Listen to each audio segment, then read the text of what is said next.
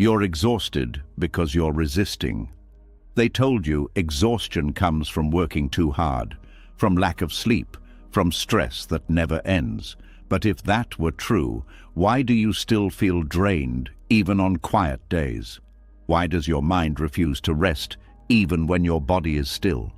Why do you feel heavy without knowing exactly why? The truth is, your exhaustion isn't coming from life itself. It's coming from the silent fight you're having with reality every moment, wishing things were different, replaying what already happened, fearing what might come next. Your mind treats the present like a problem to solve instead of a moment to live, and that constant resistance is what's draining your energy. Buddhist teachings revealed this long ago. Suffering begins the moment we argue with what is, and peace begins the moment we stop. Tonight, as you listen, something inside you will start to unclench. The pressure in your mind will soften. The tension in your body will ease. You may feel a quiet relief, like setting down armor you've been wearing for years. And when you wake up tomorrow, life may not look different, but it will feel different. Calmer, clearer, lighter, because you're no longer fighting it. This isn't just another audio to fall asleep to. This is what happens when you finally stop resisting. Are you ready? Let's begin. Something inside you already knows this is true. The tiredness you feel did not start today. It did not come from work, from responsibilities, or from how long you slept last night. It has been building quietly, layer by layer, every time your mind returned to something that cannot be changed. Every time you replayed a moment that is already gone. Every time you argued with a past that cannot hear you. What you are about to understand is where most of your energy has really been going. The mind has a strange habit. It treats the past as if it is still happening. A conversation from years ago can still make your chest tighten. A mistake you made can still send a wave of shame through your body. A betrayal can still feel fresh even when the people involved have moved on with their lives. The body reacts as if the danger is present now, even when the event exists only as a memory. This is not weakness, it is conditioning. The brain is designed to protect you, so it keeps scanning old experiences for threats, hoping to prevent pain from happening again. But in doing so, it unknowingly keeps you trapped inside something that is already over.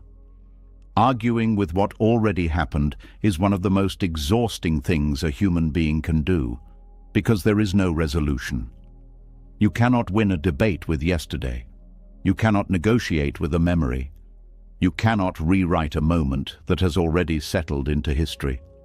Yet the mind keeps trying, as if persistence alone could bend time backward. Each replay feels like an attempt to fix something, but it only deepens the fatigue. It is like running on a treadmill expecting to arrive somewhere new. Notice how the mind uses phrases like, "I should have," "I shouldn't have," "Why did that happen?" or "If only I had known." These thoughts feel productive, as if you are analyzing and learning, but most of the time they are loops, not lessons. True learning leads to clarity and release. Rumination leads to confusion and heaviness. The difference is subtle but important. One frees you, the other binds you. Buddhist teachings describe this as clinging. Not clinging to the event itself, but to the idea that the event should have been different. Suffering is not created by what happened. It is created by the refusal to let the past be exactly as it was. This refusal is often invisible because it hides inside ordinary thinking. You may not say out loud that you reject the past, but every replay, every mental argument, every attempt to mentally edit the story is a quiet form of resistance. Your body pays the price for that resistance. When the mind revisits a painful memory, the nervous system activates as if the threat is present. Stress hormones rise, muscles tighten, breathing becomes shallow. Over time, this constant activation leads to a background exhaustion that never fully disappears. You may think you are tired because of your schedule, but the deeper cause is the emotional labor of carrying unfinished mental battles.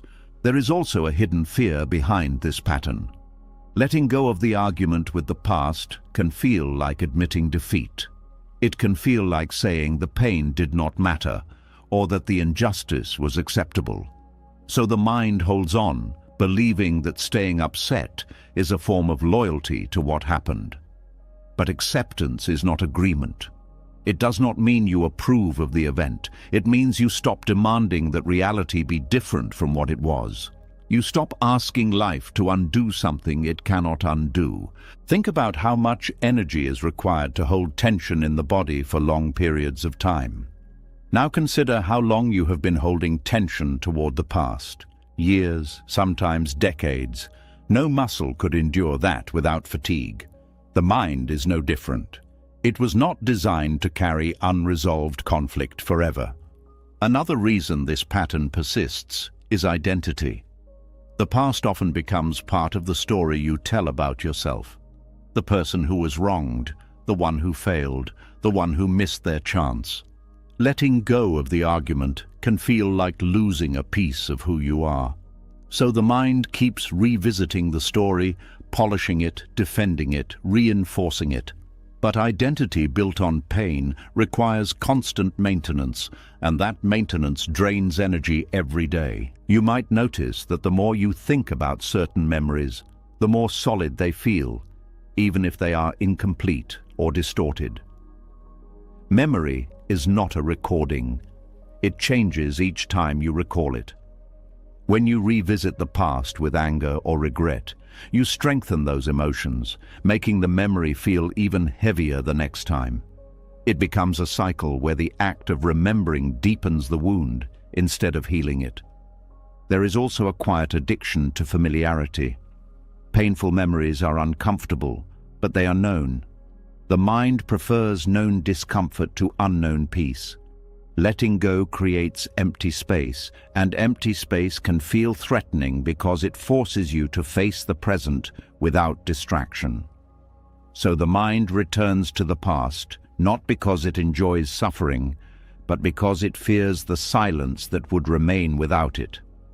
Buddhism teaches that freedom begins when you see thoughts as events in the mind, not as commands you must obey. A memory can arise without requiring your participation. You can notice it, feel whatever emotions appear, and allow it to pass without feeding it. This is not suppression, it is non-attachment. Suppression pushes the memory down while tension remains. Non-attachment allows the memory to exist without giving it control over your state. There is a profound difference between remembering and reliving. Remembering is neutral. It acknowledges what happened. Reliving is immersive. It pulls you back into the emotional storm as if it is happening now. Most exhaustion comes from reliving, not remembering.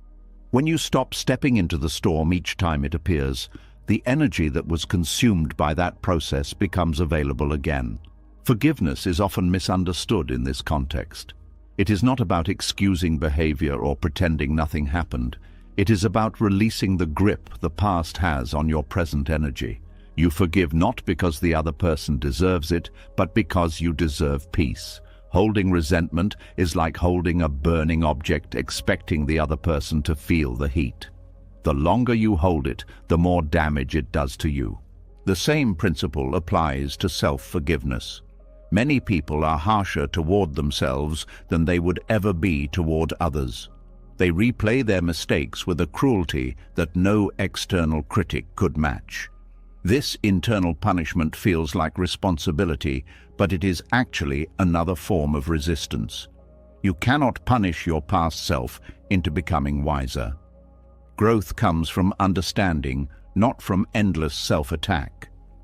Acceptance of the past does not erase consequences, but it frees you from unnecessary suffering. It allows you to respond to the present instead of reacting to ghosts. When the mind is no longer occupied with old battles, attention returns to what is happening now, and life feels lighter, not because circumstances changed, but because the weight of resistance is gone. There is a quiet peace that emerges when you stop trying to solve something that has no solution. The mind becomes less noisy. The body relaxes. You begin to notice small details you previously overlooked. The rhythm of your breathing, the feeling of your feet on the ground, the subtle sense of being alive in this moment. These are not dramatic changes, but they are signs that energy is returning to where it belongs. You may also discover that many fears about the future are extensions of unresolved past experiences. When you release the past, the future loses some of its threat because you are no longer projecting old pain onto what has not yet happened. Anxiety decreases not because you control the future, but because you are no longer haunted by yesterday.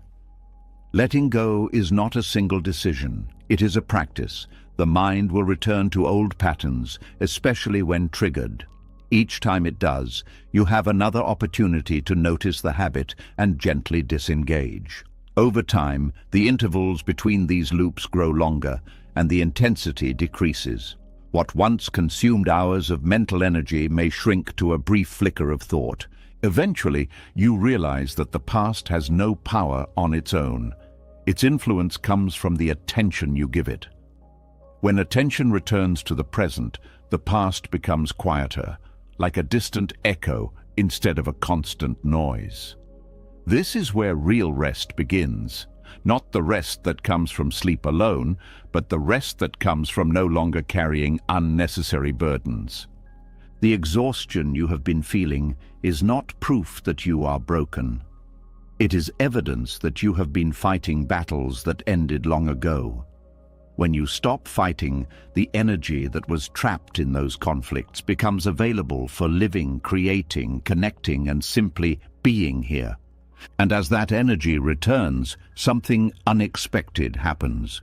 You begin to feel a sense of space inside yourself, a calm that does not depend on circumstances, a quiet confidence that you can face whatever comes next without dragging the past behind you. This is the hidden relief that arrives when you finally stop arguing with what already happened. As the weight of the past begins to loosen, another layer of tension quietly reveals itself. Even when you stop replaying old memories, a different struggle continues in the background, a resistance not to what happened, but to what is happening right now. The exhaustion does not disappear completely because the mind is still bracing itself against reality, as if reality were something hostile. There is a deeper reason for this, and once you see it, you begin to understand why peace can feel unfamiliar at first. Something in you has been trained to treat life like a battlefield, not because you chose it, but because the human mind evolved to survive danger, not to rest in calm. Long before modern life, survival depended on detecting threats quickly and reacting before it was too late. The brain learned to scan constantly, to question everything, to assume that what is unknown could be dangerous. That ancient system is still active today, even when the threats are no longer physical. Now it turns everyday uncertainty into something that feels like an enemy. This is why acceptance can feel uncomfortable. When you stop resisting, the survival system interprets it as lowering your guard. It confuses peace with vulnerability. It sends signals that say, if you relax, something bad will happen. So the mind keeps pushing, analyzing, worrying, controlling, not because it enjoys tension, but because it believes tension equals safety. You might notice how difficult it is to simply allow things to be unresolved. A delayed message, an unclear situation, a decision that has not yet been made, the mind rushes to fill the gap. It wants closure immediately because uncertainty feels threatening. Acceptance, which means allowing uncertainty to exist without panic, feels like stepping into open space without armor. The body tightens, thoughts accelerate, and the urge to regain control becomes overwhelming. Control becomes the mind's favorite strategy for dealing with fear. If it can predict, organize, plan, and manage everything, then maybe nothing will go wrong. But reality does not follow plans perfectly. Life changes direction without asking permission. When events unfold differently than expected, the mind experiences it as a failure of control, not as a natural part of existence. It reacts with frustration, anxiety, or anger, as if reality has betrayed it. This creates a constant low-level conflict between how life is and how the mind insists it should be. That conflict is exhausting because it never truly ends. Even small inconveniences become personal battles. Traffic becomes an insult. Delays become injustices. Other people's choices feel like obstacles placed deliberately in your path.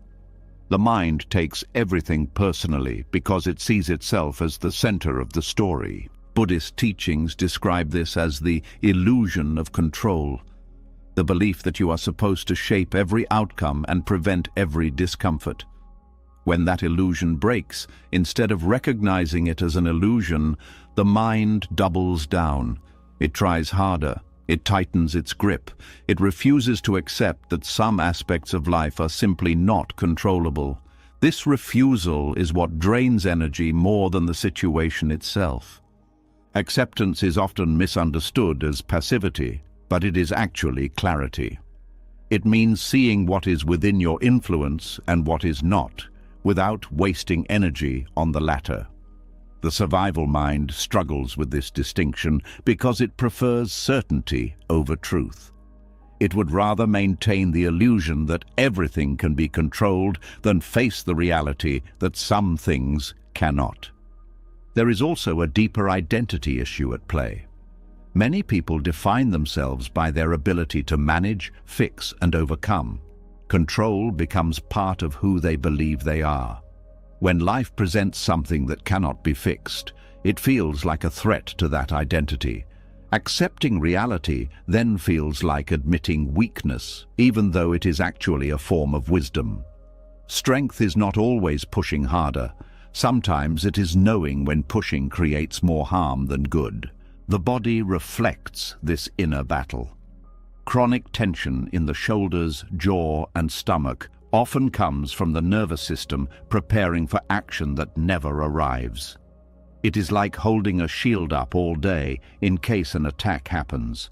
Eventually the muscles tire, breathing becomes shallow, and fatigue spreads through the entire system. The body is not exhausted from effort alone, it is exhausted from constant readiness. Another way the mind turns reality into an enemy is through comparison. It measures the present against an imagined version of how things should be. If reality falls short, dissatisfaction appears. Instead of appreciating what exists, attention moves to what is missing. This keeps the mind in a perpetual state of deficiency, always chasing an improved version of life that may never arrive. Acceptance interrupts this cycle by shifting focus from evaluation to observation. There is also fear of unpredictability. The mind prefers known discomfort to unknown possibility because at least known discomfort feels manageable.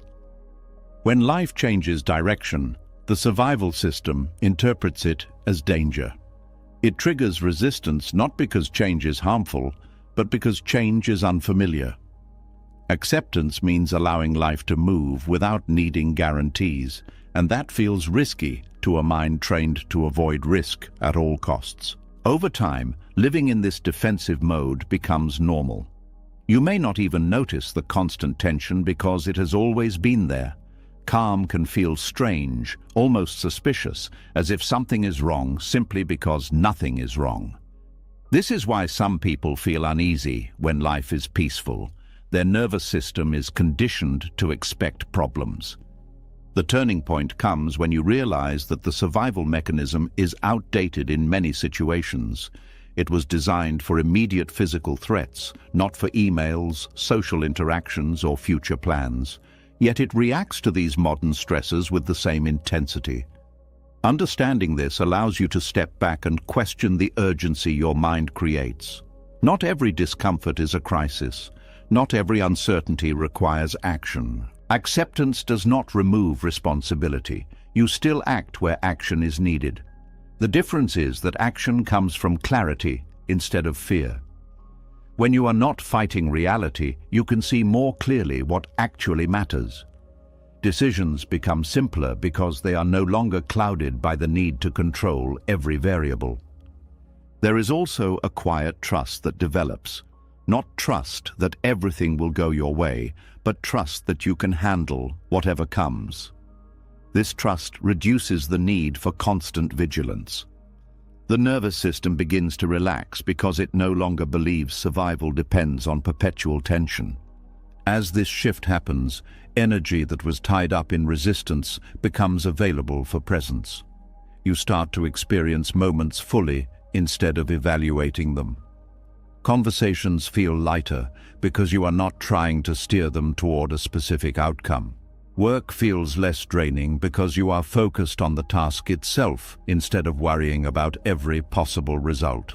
The mind may still attempt to regain control, especially during stress, but you begin to recognize the pattern sooner. Instead of being pulled into the battle, you can pause and return to the present. This pause is powerful. It interrupts the automatic reaction and creates space for a different response. Gradually, reality stops feeling like something to defeat and starts feeling like something to participate in. Life becomes less of a struggle and more of a flow. Challenges still exist, but they are approached with flexibility rather than resistance. There is a sense of moving with events instead of pushing against them. This does not mean you become indifferent. It means you become responsive instead of reactive. You engage with life from a place of steadiness rather than urgency. The exhaustion that came from constant opposition begins to fade because you are no longer wasting energy on battles that cannot be won. What remains is a quieter kind of strength. Not the tense strength of someone bracing for impact, but the grounded strength of someone who knows they do not have to fight everything that arises. Reality is no longer an enemy. It is simply the field in which your life unfolds. And as this understanding settles in, a new possibility appears. The possibility of living without the constant need to defend yourself from existence itself. That is where true rest begins, not as an escape from life, but as a way of being fully here without resistance. When you stop treating reality like an enemy, a different question begins to surface. If life itself is no longer the thing draining you, then what is? Why does the exhaustion remain even when you are no longer fighting the present moment in the same way? The answer is quieter, more personal, and harder to admit. Sometimes the body is not tired from what you are doing, but from what you are not allowing yourself to acknowledge. There is a kind of fatigue that sleep does not fix. It lingers even after rest, even after a calm day, even when nothing demanding has happened.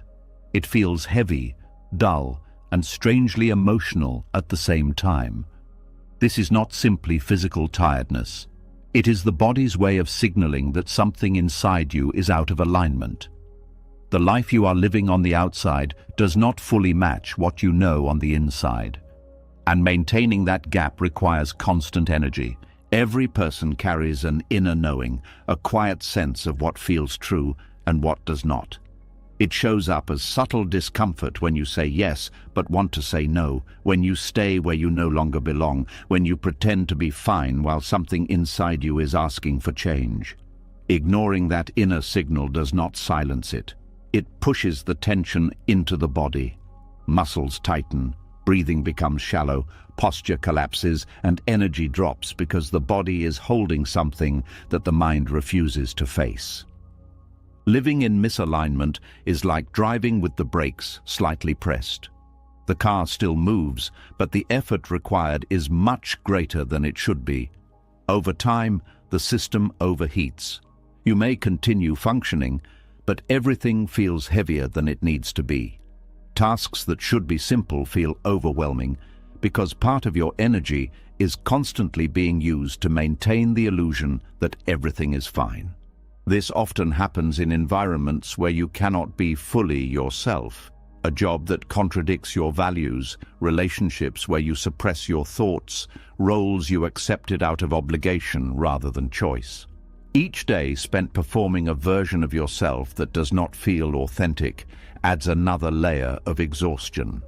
The body senses the tension between who you are and who you are pretending to be, and it protests by slowing you down.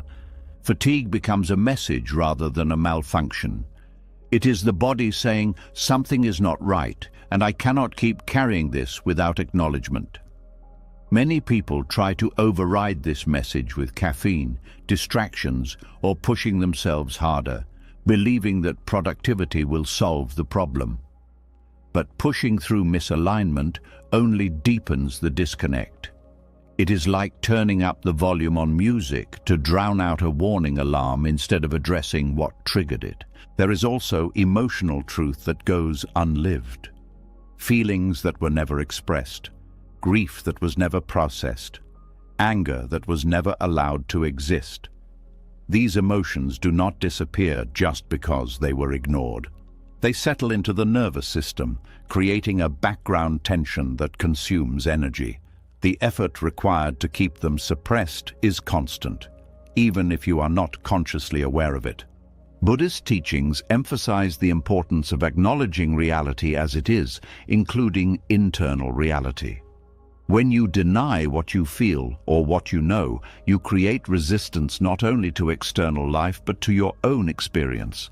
This inner resistance is particularly draining because it splits your attention. One part of you is trying to maintain normalcy while another part is quietly asking to be heard. There is also the fatigue of living by expectations that were never truly yours. Many people follow paths chosen by family, culture, or fear rather than personal conviction. They achieve milestones that look successful from the outside but feel empty on the inside. The energy required to maintain motivation for something that does not resonate with you is enormous. Without genuine connection to what you are doing, effort feels mechanical instead of meaningful. Your body recognizes meaning even when your mind ignores it. When actions align with purpose, energy tends to increase despite effort. When actions contradict purpose, energy decreases despite rest. This is why you can spend hours on something you care about and feel alive, yet feel drained after a short time doing something that feels meaningless. The difference is not the activity itself, but the alignment behind it. There is also fear of change that keeps people in situations they have outgrown. The unknown feels risky, so staying in familiar discomfort seems safer. But the body senses stagnation. It responds with heaviness, lack of motivation, and low vitality because growth is being suppressed. Life has a natural tendency toward movement and evolution. When you resist that movement, tension builds. Another layer of this exhaustion comes from unspoken boundaries. Saying yes when you want to say no, tolerating behavior that drains you, allowing responsibilities that exceed your capacity. Each time you override your limits, you send a message to your body that your needs are secondary. Over time, the body stops cooperating fully. Energy decreases because it no longer trusts that you will protect it from overload. There is also the silent cost of self-betrayal. When you act against your values to avoid conflict or rejection, something inside you withdraws, confidence weakens, motivation fades, and fatigue increases because maintaining self-respect requires honesty. Without it, even success feels hollow because it was achieved at the expense of authenticity. The body does not speak in words, but it communicates through sensations. Tightness in the chest, heaviness in the limbs, persistent tiredness, lack of enthusiasm. These signals are often interpreted as problems to eliminate rather than messages to understand. When you listen instead of suppressing them, you may discover that they point toward changes you have been postponing. There is also a difference between rest and avoidance. True rest restores energy because it allows integration. Avoidance temporarily numbs discomfort, but leaves the underlying misalignment untouched. You can rest all day and still feel tired if the real issue is not physical exertion, but emotional or existential tension. Facing unlived truth requires courage, because it may lead to decisions that disrupt comfort.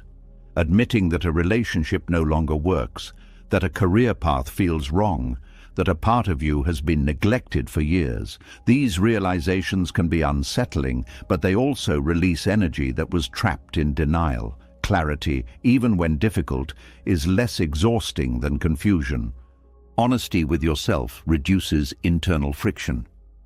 When you acknowledge what you truly want, what you truly feel, and what you truly need, the body begins to relax because it no longer has to carry the burden of concealment.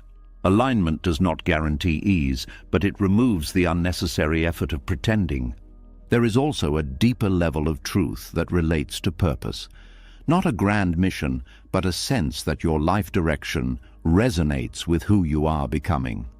Without this resonance, even ordinary tasks can feel heavy because they lack context.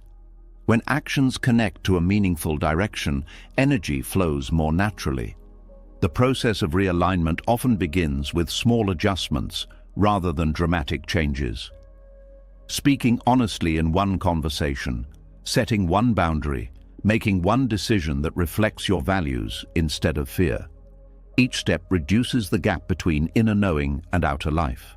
As that gap closes, fatigue decreases because the body is no longer compensating for contradiction. You may also notice that clarity brings unexpected relief. Even when the truth is difficult, there is comfort in no longer pretending. The nervous system settles because uncertainty is replaced by direction. Energy returns not because circumstances improved instantly, but because the internal struggle has eased. Over time, living in alignment creates resilience. Challenges still arise, but they do not drain you in the same way because you are not simultaneously fighting yourself. Effort feels purposeful instead of forced.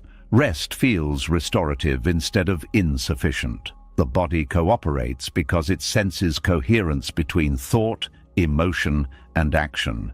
This is why some people appear energized despite demanding lives, while others feel depleted despite minimal responsibilities.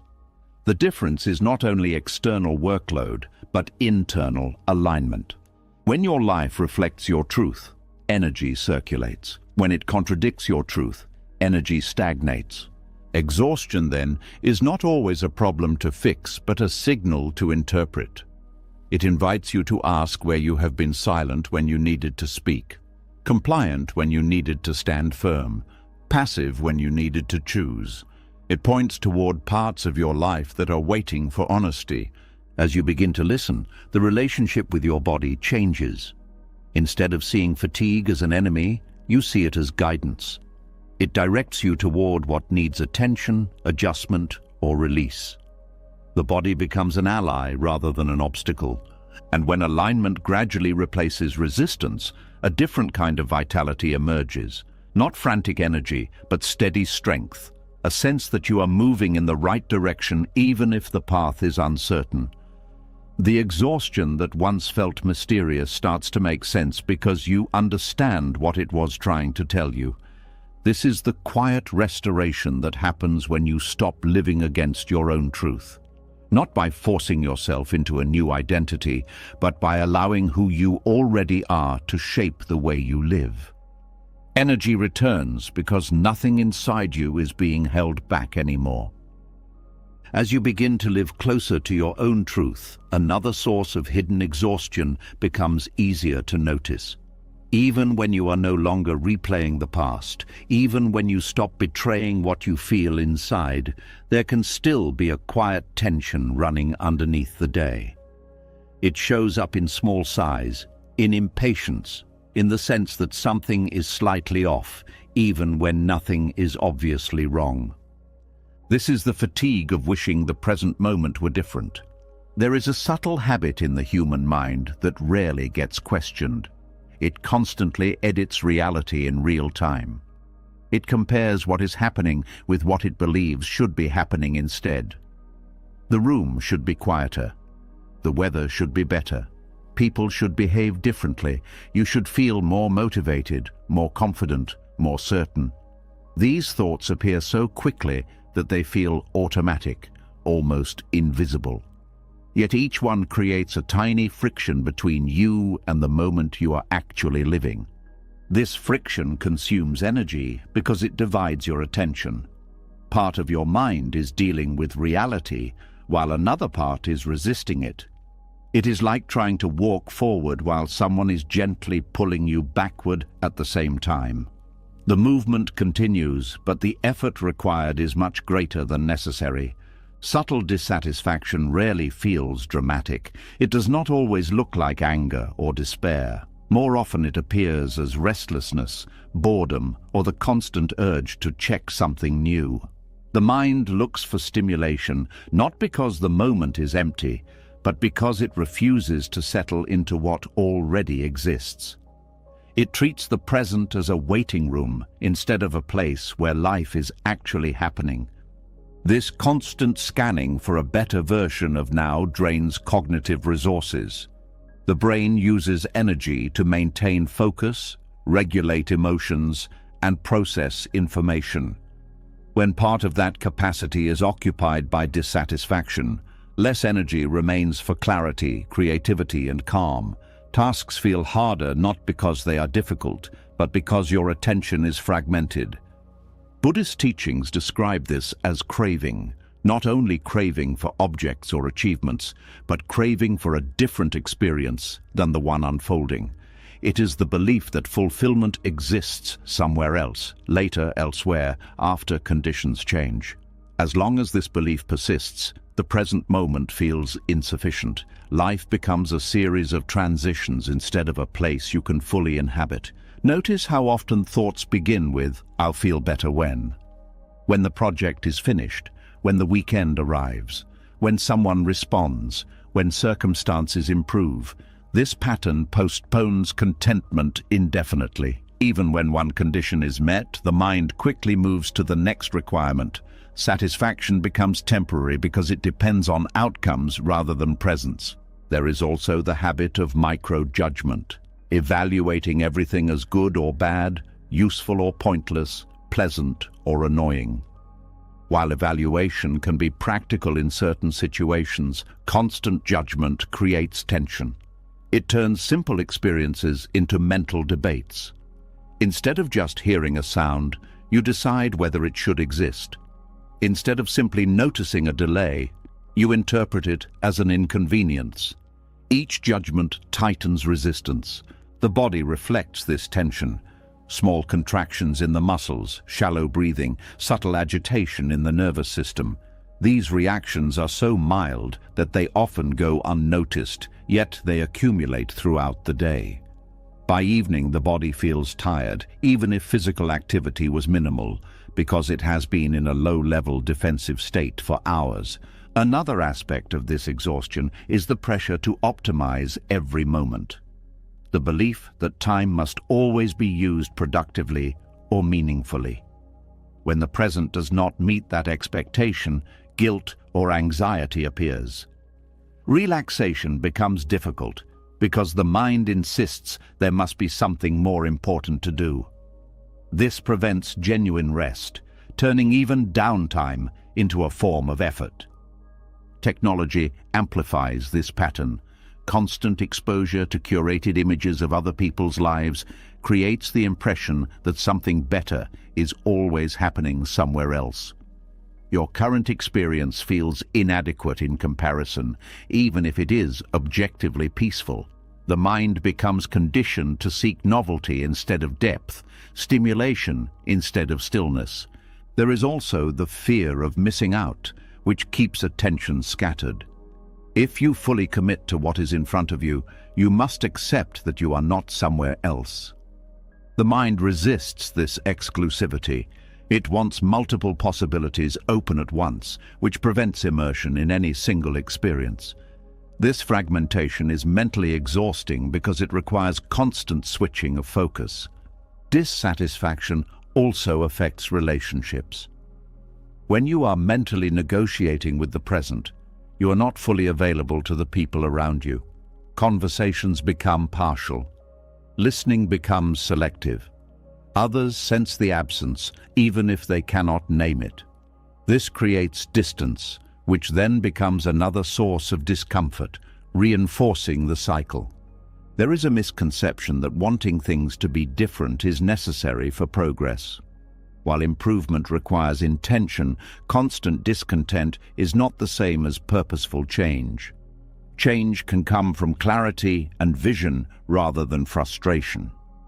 In fact, excessive dissatisfaction often clouds judgment, making decisions reactive instead of thoughtful.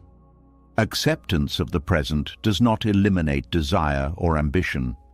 It simply removes the emotional resistance that makes the journey heavier. When you are not fighting the current moment, you can act more effectively because your energy is not divided. Effort becomes focused instead of strained. A useful shift is learning to observe discomfort without immediately trying to escape it, noticing boredom without reaching for distraction, feeling impatience without forcing resolution, allowing silence without filling it. These small practices train the mind to coexist with the present instead of constantly modifying it. Over time, this reduces the background noise in your thoughts. Moments begin to feel fuller, not because they changed, but because you are finally present for them. Simple activities regain depth. Eating, walking, resting, talking, experiences that once felt routine become vivid because your attention is no longer elsewhere. There is also a sense of relief that comes from dropping the internal demand that life must always be exciting or meaningful. Ordinary moments stop feeling like obstacles and start feeling like the fabric of life itself. This shift reduces pressure, allowing the nervous system to relax. You may also notice that creativity increases when dissatisfaction decreases. A calm mind has more capacity for insight because it is not preoccupied with complaints. Solutions appear more easily when resistance fades. This is why some of the most profound ideas arise during quiet moments rather than during frantic activity. Gratitude naturally emerges from this state, not as a forced exercise, but as a recognition of what is already here. When you are not focused on what is missing, you become aware of what is present. This awareness brings a sense of sufficiency that reduces the urge to chase constant improvement. There is also a deeper freedom in realizing that peace is not dependent on perfect conditions. Waiting for the ideal moment to feel calm is another form of resistance. Peace becomes available when you stop postponing it. It is less about achieving a state and more about allowing the absence of struggle. This does not mean every moment will feel pleasant. Acceptance includes discomfort without adding extra layers of resistance. Pain without mental argument is still pain, but it is not amplified by frustration. Difficult situations become manageable because you are not simultaneously fighting reality. As this practice deepens, time itself feels different. Days no longer blur together in a rush toward the future. Each moment stands on its own, complete rather than transitional. Life feels longer not because more time exists, but because you are actually living the time you have. The exhaustion that once felt mysterious begins to dissolve because the constant internal negotiation has stopped. You are no longer spending energy wishing the present away. Instead, you are using that energy to engage with what is here. This shift may seem small, almost insignificant, but its impact is profound. When subtle dissatisfaction disappears, a quiet contentment takes its place. Not excitement, not dramatic happiness, but a steady sense that this moment is enough. And from that sense of enoughness, energy naturally returns. Not forced energy driven by pressure, but organic vitality that comes from being aligned with the flow of life rather than pushing against it. Even as you begin to settle into the present and release the quiet habit of wishing this moment were different, there is another place the mind escapes to when it cannot control now. It travels backward, but not to replay what happened. It travels to construct versions of what could have happened. Versions where one decision changed everything. Versions where the right words were spoken, the right path was chosen, the right opportunity was taken. These invisible lives feel so close that they almost hurt. The mind has a powerful ability to simulate reality.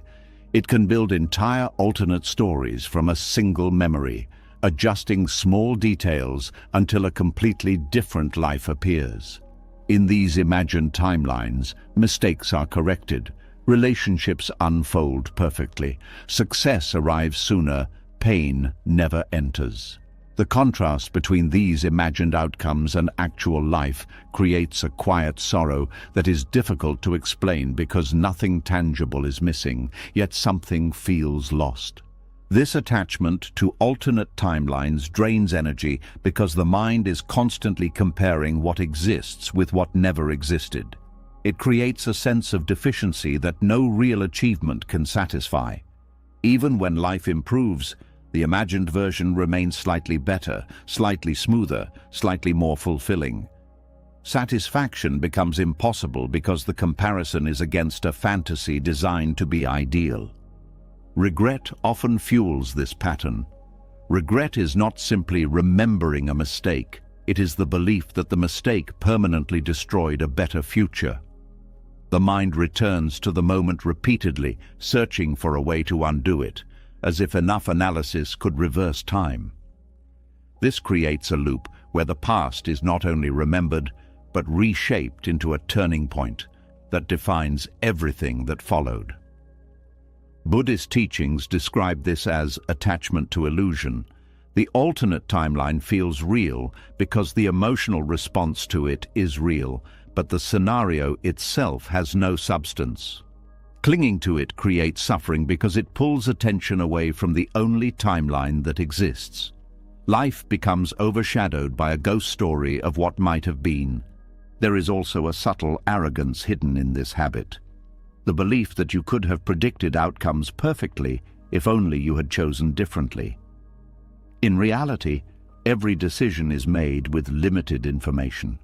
You cannot know how the alternate path would have unfolded. It might have led to challenges just as complex, just as painful, just as unexpected. The mind edits these possibilities out, keeping only the imagined benefits while ignoring potential difficulties. Attachment to alternate timelines also creates hesitation in the present. Fear of repeating past mistakes makes decision-making heavier.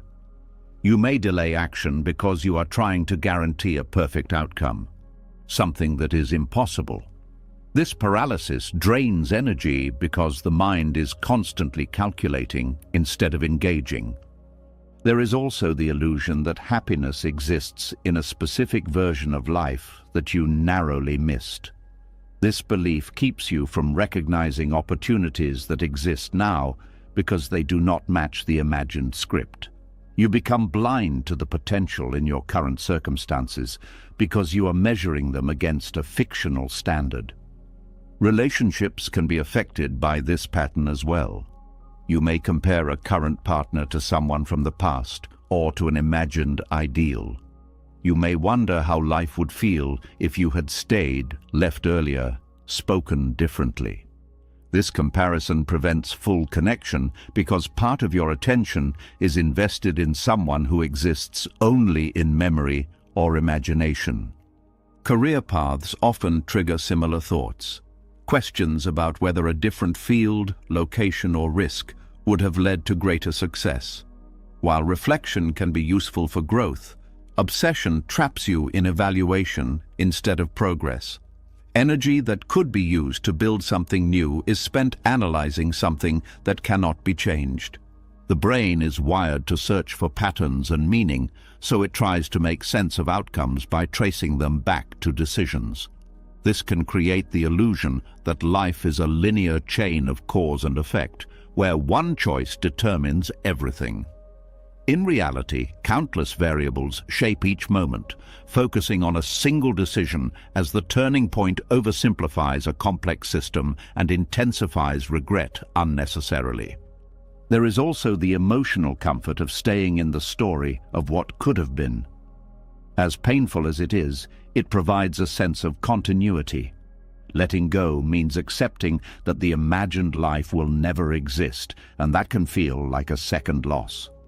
Grieving something that never happened is a strange experience because there is no tangible object to mourn, yet the feeling of absence is real. Another layer of exhaustion comes from identity built around missed potential. Seeing yourself as someone who almost succeeded, almost found love, almost lived fully. This narrative can become a quiet prison because it defines you by absence rather than presence. It keeps attention on what is lacking instead of what is available. Social comparison intensifies this attachment. Seeing others achieve milestones that align with your imagined timeline reinforces the belief that you are behind. It ignores the uniqueness of each life path and reduces existence to a race with invisible checkpoints. The pressure to catch up adds urgency to an already heavy emotional load. There is also fear that letting go of the alternate timeline means settling for less. Acceptance is mistaken for resignation. In truth, releasing attachment frees energy to create new possibilities instead of mourning lost ones. It shifts focus from what cannot be reclaimed to what can still be shaped. Mindfulness practices address this by grounding attention in immediate experience. Sensations, sounds, breath, physical surroundings. These anchors bring you back to the only place where life is happening. The imagined timeline loses intensity when you stop feeding it with attention. There is a quiet strength in acknowledging that life unfolds through uncertainty. You could not have guaranteed a better outcome because the future is not a controlled experiment. Accepting this reduces the burden of responsibility for things beyond your influence. Over time, you may discover that some aspects of your current life exist precisely because of the decisions you regret. Relationships formed, skills developed, perspectives gained. The alternate timeline, while appealing, would have erased these elements. This realization softens the sharpness of regret and replaces it with curiosity about how events interconnected. There is also beauty in unpredictability. The fact that life did not follow a perfect script means it remains open. Surprises, encounters, opportunities that could not have been planned become possible. Attachment to a fixed storyline prevents you from appreciating this openness. Compassion toward yourself plays a crucial role here. Recognizing that you made decisions with the knowledge and emotional capacity you had at the time. Blame loses intensity when you see your past self as someone doing the best they could under specific circumstances rather than as someone who ruined everything. Forgiveness becomes relevant again, not as a moral gesture but as a practical release. Holding on to alternate timelines keeps wounds active. Forgiving yourself allows those wounds to close, freeing energy that was tied up in self-judgment. The mind may still revisit imagined scenarios occasionally, especially during quiet moments. The difference is that you no longer follow the story to its emotional conclusion. You notice it, acknowledge it, and return to the present without engaging. This reduces its power gradually. As attachment loosens, gratitude for what exists begins to grow naturally. Not forced positivity, but genuine appreciation for experiences that were once overlooked because they did not match the imagined ideal. Life feels less like a consolation prize and more like a unique journey that could not have been replicated. Creativity often emerges from this state because attention is no longer trapped in comparison. You can explore possibilities without the pressure of correcting the past. New directions appear that were invisible before because your gaze was fixed backward. Energy returns in subtle ways, motivation increases, curiosity replaces rumination, and the sense of being stuck fades. You start to feel capable of shaping your future rather than haunted by your past. The timeline you are living in regains significance because it is no longer overshadowed by hypothetical alternatives. Peace arrives not as a dramatic revelation, but as the absence of constant mental travel. You are here, not elsewhere. The simplicity of this realization reduces tension more than any complex strategy could.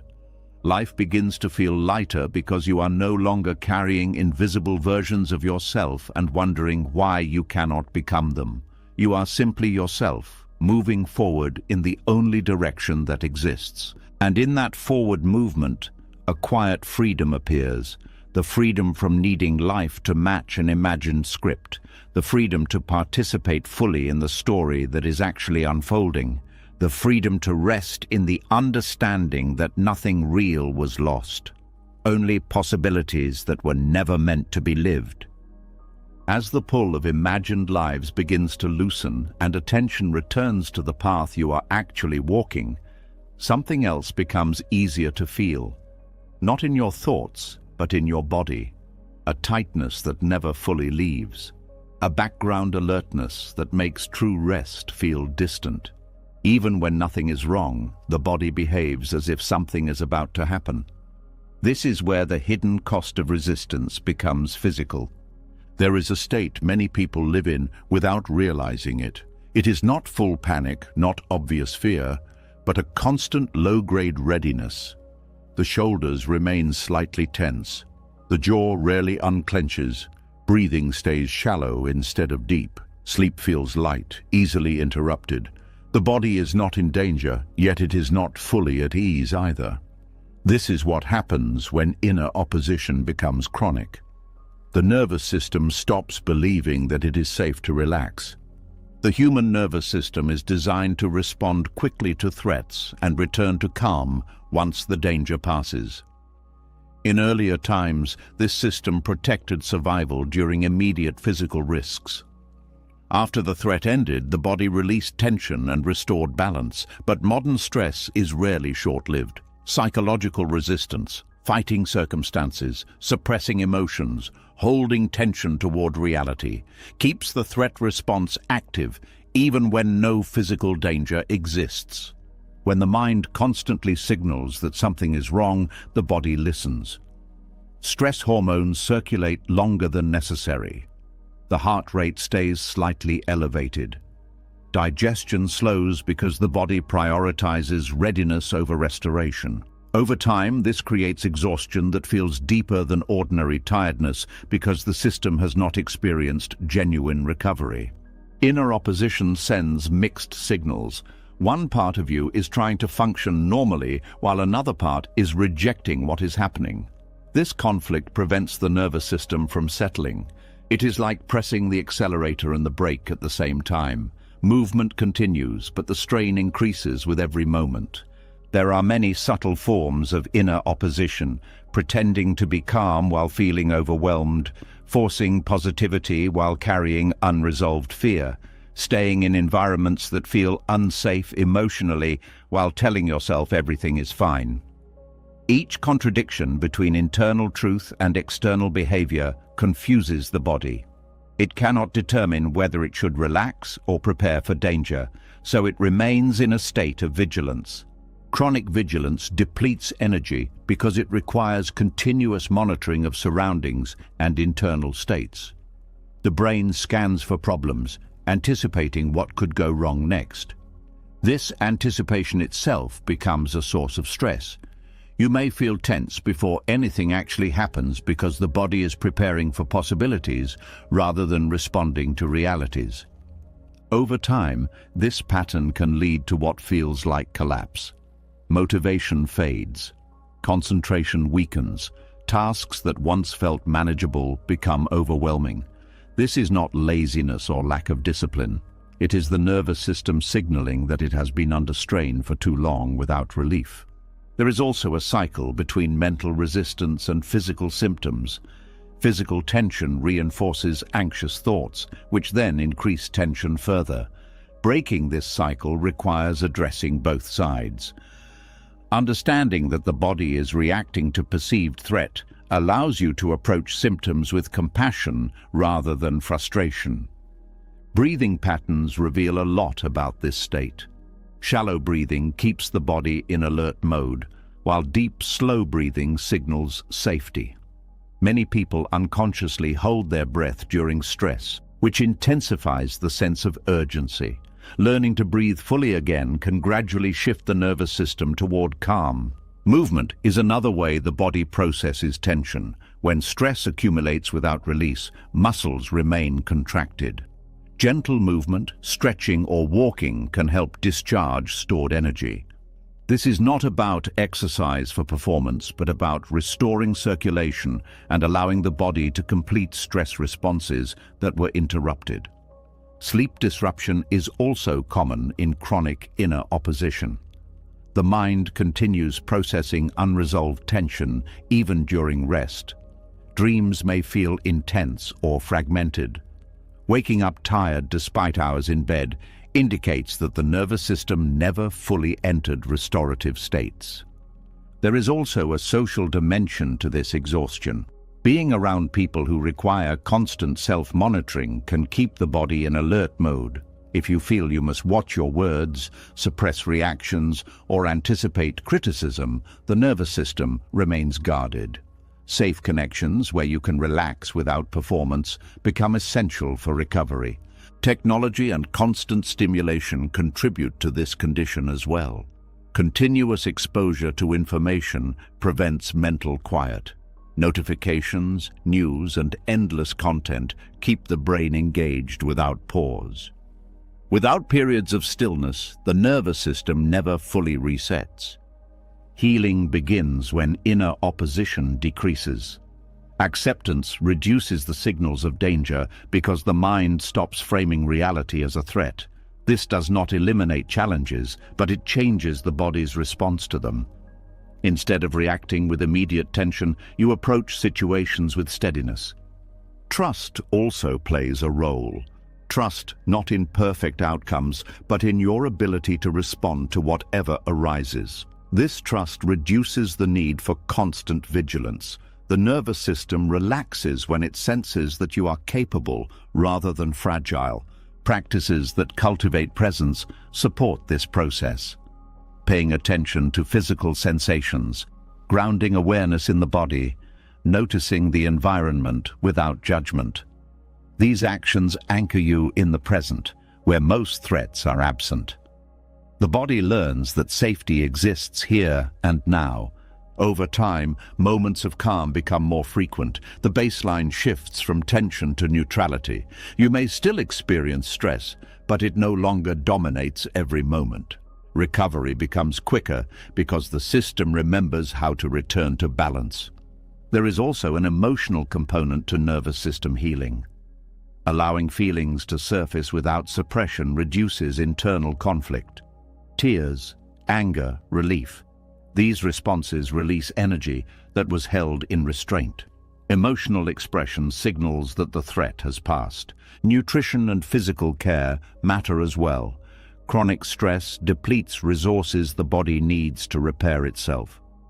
Supporting recovery through rest, nourishment, and hydration helps restore resilience.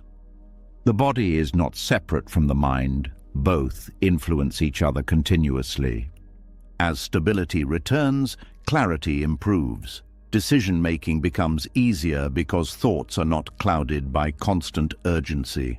Creativity reappears because the brain is no longer focused solely on survival. Relationships deepen because you are present instead of guarded. You may also notice a renewed sensitivity to environments and habits that increase tension. This awareness allows you to make choices that protect your energy rather than deplete it. Boundaries become clearer because you recognize their physical impact. Gradually, the feeling of collapse transforms into a sense of grounded strength. Not the tense strength of endurance, but the quiet strength of resilience. The body feels lighter because it is no longer carrying the burden of constant defense.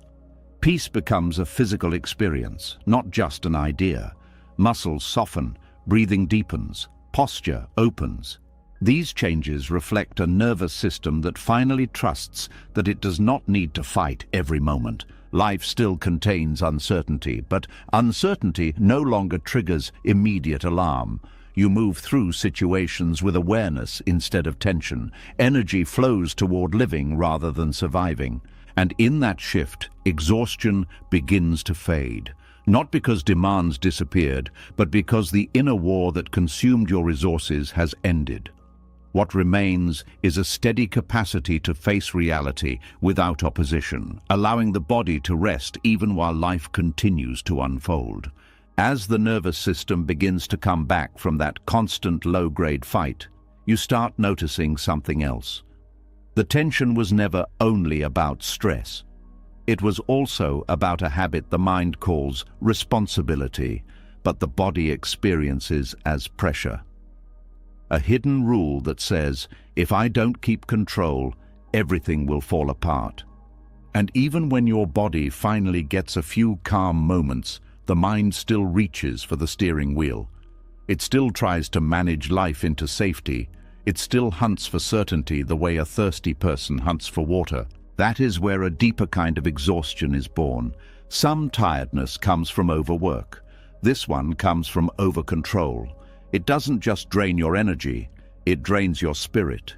It makes life feel tight, heavy, and joyless, even when things are going fine. It's the kind of burnout that feels like your inner light is dimmer than it used to be, and you can't explain why. Control addiction is not always loud. It doesn't always look like someone barking orders or dominating a room. Sometimes it looks like being responsible. Sometimes it looks like planning ahead. Sometimes it looks like not wanting problems.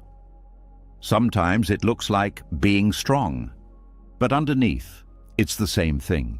A belief that peace is only possible if life becomes predictable. The mind starts treating uncertainty like an emergency. It tries to lock everything into place.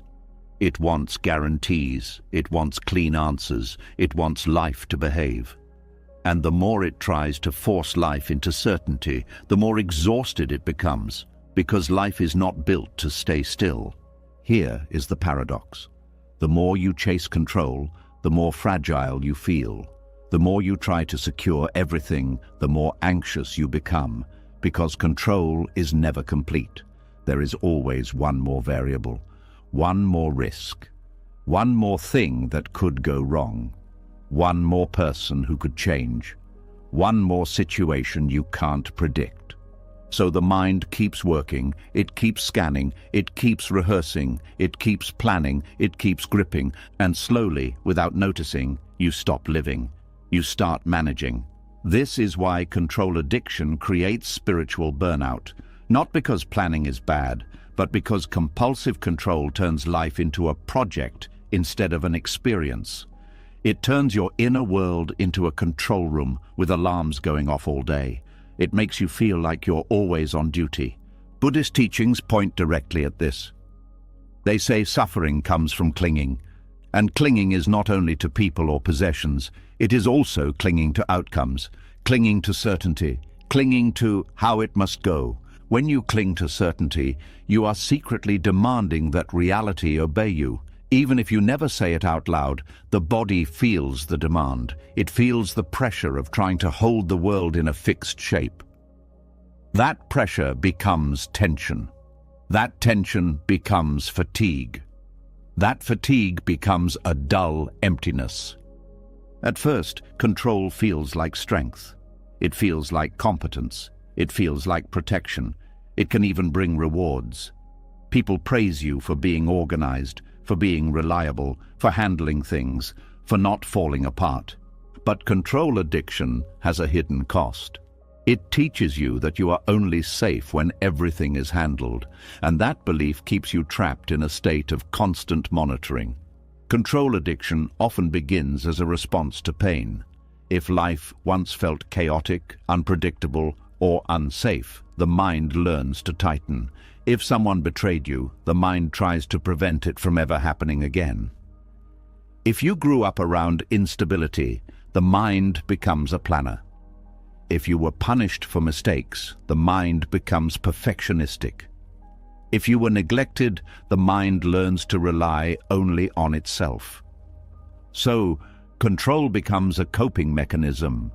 It is the mind saying, "I will never be caught off guard again." But life cannot promise that. So the coping mechanism becomes a prison. You can see it in the small ways. The need to overthink every message before sending.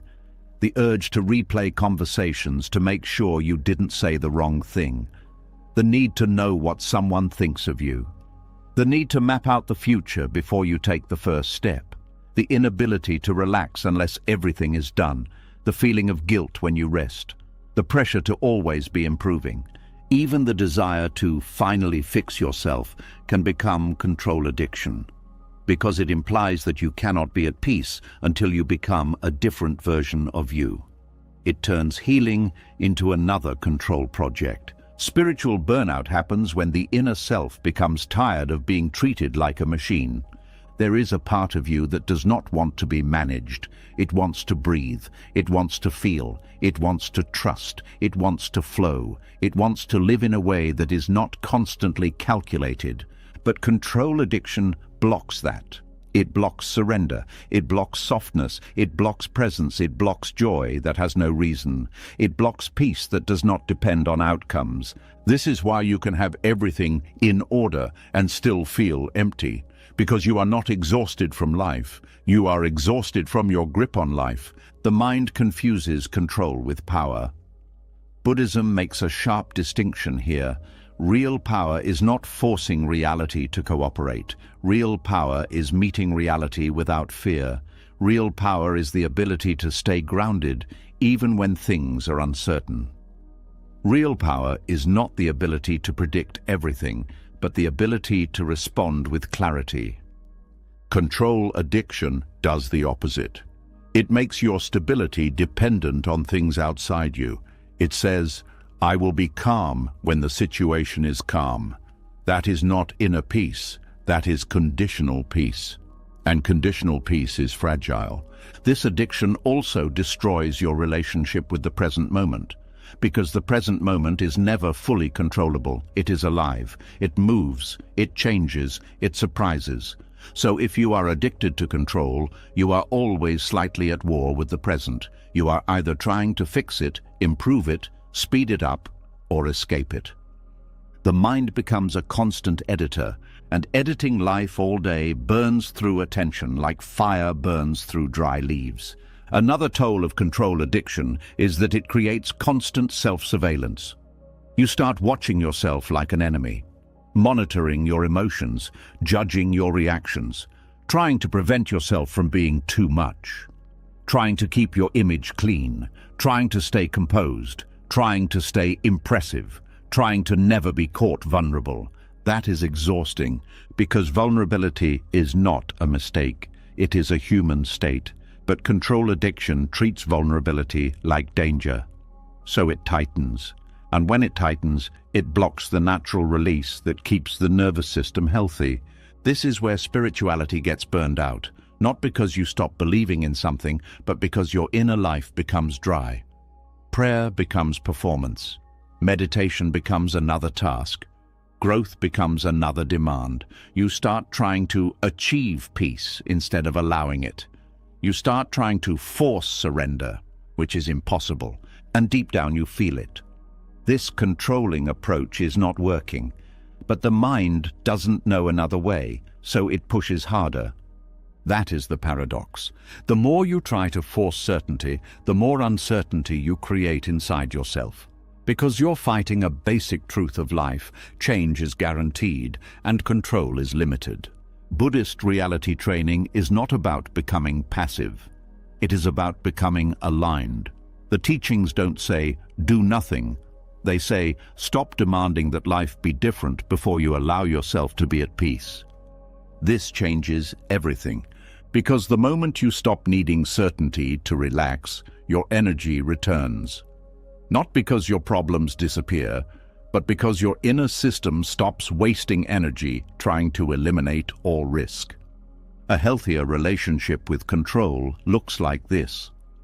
You plan, but you don't panic when plans change. You take responsibility, but you don't confuse responsibility with total control. You act wisely, but you accept that outcomes are not fully yours. You prepare, but you also trust. Trust is the medicine for control addiction. Not blind trust, not fantasy. Trust in your capacity. Trust that you can handle disappointment without collapsing. Trust that you can adapt. Trust that you can recover. Trust that you can set boundaries. Trust that you can ask for help. Trust that you can survive uncertainty without gripping life like a hostage. When this trust grows, control addiction weakens. The mind no longer needs to overmanage because it no longer believes disaster is waiting around every corner. This is also why letting go can feel scary at first. If your identity has been built around being the one who holds everything together, surrender feels like losing yourself. But what you're really losing is a role that was costing you your life force. Surrender in Buddhist teaching is not giving up. It is giving up the war. It is dropping the argument with reality. It is releasing the belief that your safety depends on perfect outcomes. It is choosing peace first, then moving from that peace. You can feel the difference immediately. When you are in control addiction, your actions feel tight. You move with pressure. Even success feels stressful because you're already worried about maintaining it. When you move from acceptance, your actions feel cleaner. You do what you can, then you let life respond. The mind stays open. The body stays softer. Energy is not leaking through constant tension. This is how spiritual burnout begins to heal. Not through a big breakthrough, but through small releases. Allowing some uncertainty. Letting one thing be unfinished without punishment. Saying, "I don't know yet," without panic. Letting people have their opinions without trying to control them. Letting a day be imperfect without calling it a failure. Each time you do this, you teach your nervous system something important. You teach it that control is not the source of safety. Presence is. And when presence becomes your home, you stop trying to force life into certainty. You start meeting life as it is. You stop living like everything is a threat. You start living like you belong here. That is when exhaustion begins to lift in a way sleep alone never could. As the grip of control begins to loosen, another belief quietly steps forward, one that has been praised for so long it rarely gets questioned. The belief that if you are not struggling, you are not growing. That progress must feel hard, heavy, exhausting, almost painful. That ease is laziness and rest is weakness. Even after learning to release control, this belief keeps the body tense because it whispers that peace means you are falling behind. Many people carry this rule so deeply that they don't know how to move without pushing. They don't trust calm. They don't trust flow. They only trust effort they can feel in their bones. There is a form of exhaustion that comes not from resisting reality, but from forcing yourself forward even when force is no longer needed. It is the fatigue of believing that life must be wrestled into improvement, that every step must be earned through strain, that if something feels natural, it cannot be valuable. This belief often begins early. Praise comes for hard work, endurance, sacrifice, pushing through pain. Over time, struggle becomes associated with worth. If you are tired, you must be doing something right. If you are overwhelmed, you must be committed. If you are suffering, you must be growing. The mind builds an identity around this pattern until it becomes difficult to tell the difference between meaningful effort and unnecessary strain. Buddhist teachings challenge this idea in a subtle way. They don't deny that effort matters, but they distinguish between wise effort and forced effort. Wise effort moves with awareness, adjusting when resistance appears. Forced effort ignores signals from the body and mind, continuing even when the direction no longer makes sense. One nourishes energy, the other drains it. Constant pushing can stall growth because it narrows perception. When you are straining, your attention focuses only on the obstacle. You become less aware of alternative paths, creative solutions, or the possibility that the obstacle is not meant to be forced through. Tension reduces flexibility, both physically and mentally. Growth requires openness, but struggle tightens everything. There is also the issue of recovery. Muscles grow during rest, not during exertion alone. The same principle applies to emotional and mental development. Without periods of integration, the system becomes overloaded. You may continue moving, but progress becomes superficial because nothing has been fully absorbed. Struggle can also become addictive. The adrenaline of urgency, the sense of purpose that comes from battling something, the identity of being the one who perseveres. Letting go of struggle can feel like losing meaning, even if the struggle itself is harmful. So the mind unconsciously creates new battles to maintain that sense of identity. This is why some people achieve goals only to immediately create new pressure. They cannot sit with the result because stillness feels empty. Without struggle, they feel unsure of who they are. The nervous system has learned to associate intensity with aliveness. Constant pushing also masks underlying fear. Fear that if you slow down, unresolved emotions will surface. Fear that rest will reveal dissatisfaction with your path. Fear that without constant activity, you will have to face uncertainty. Struggle becomes a distraction from introspection. Another hidden cost is the loss of joy.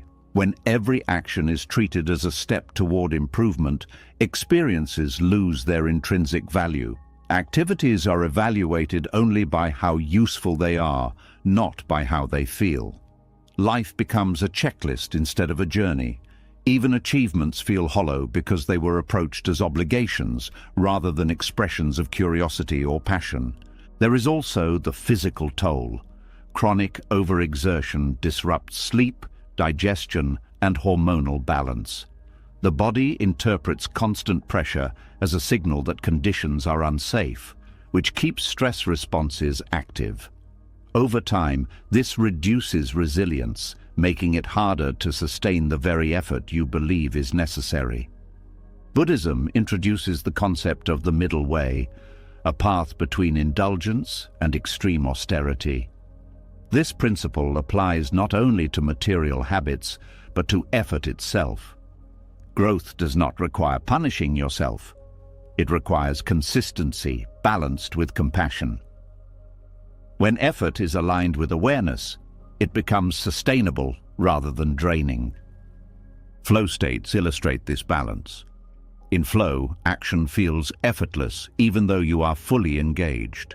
Time passes differently and energy increases rather than decreases. This state emerges not from forcing, but from aligning challenge with skill and presence. It shows that progress can occur without strain. Constant pushing can also prevent listening. When you are focused on moving forward at all costs, you may ignore signs that a different direction is needed.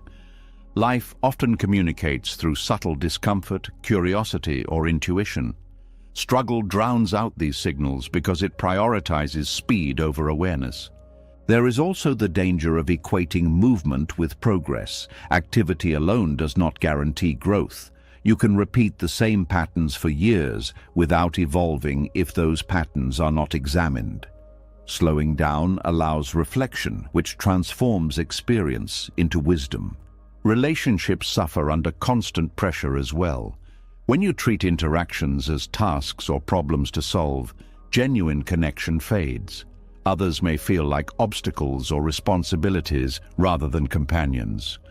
Growth that isolates you is incomplete because humans develop through connection as much as through achievement. Letting go of struggle does not mean abandoning discipline. It means redefining discipline as commitment to clarity rather than commitment to hardship. You still act, but you act from intention instead of compulsion. You choose effort when it serves you, not because you believe suffering is required. Trust plays a role here too. Trust that you do not need to force every outcome. Trust that some processes unfold naturally when given time. Seeds do not grow faster because you pull on them. Development often happens beneath the surface, invisible until it becomes undeniable. Rest becomes part of progress rather than a pause from it. During rest, the mind reorganizes information, the body repairs itself, and insights emerge that effort alone could not produce.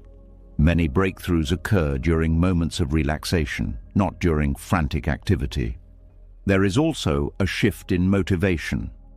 When you release the belief that struggle equals growth, you begin to pursue what feels meaningful rather than what feels difficult.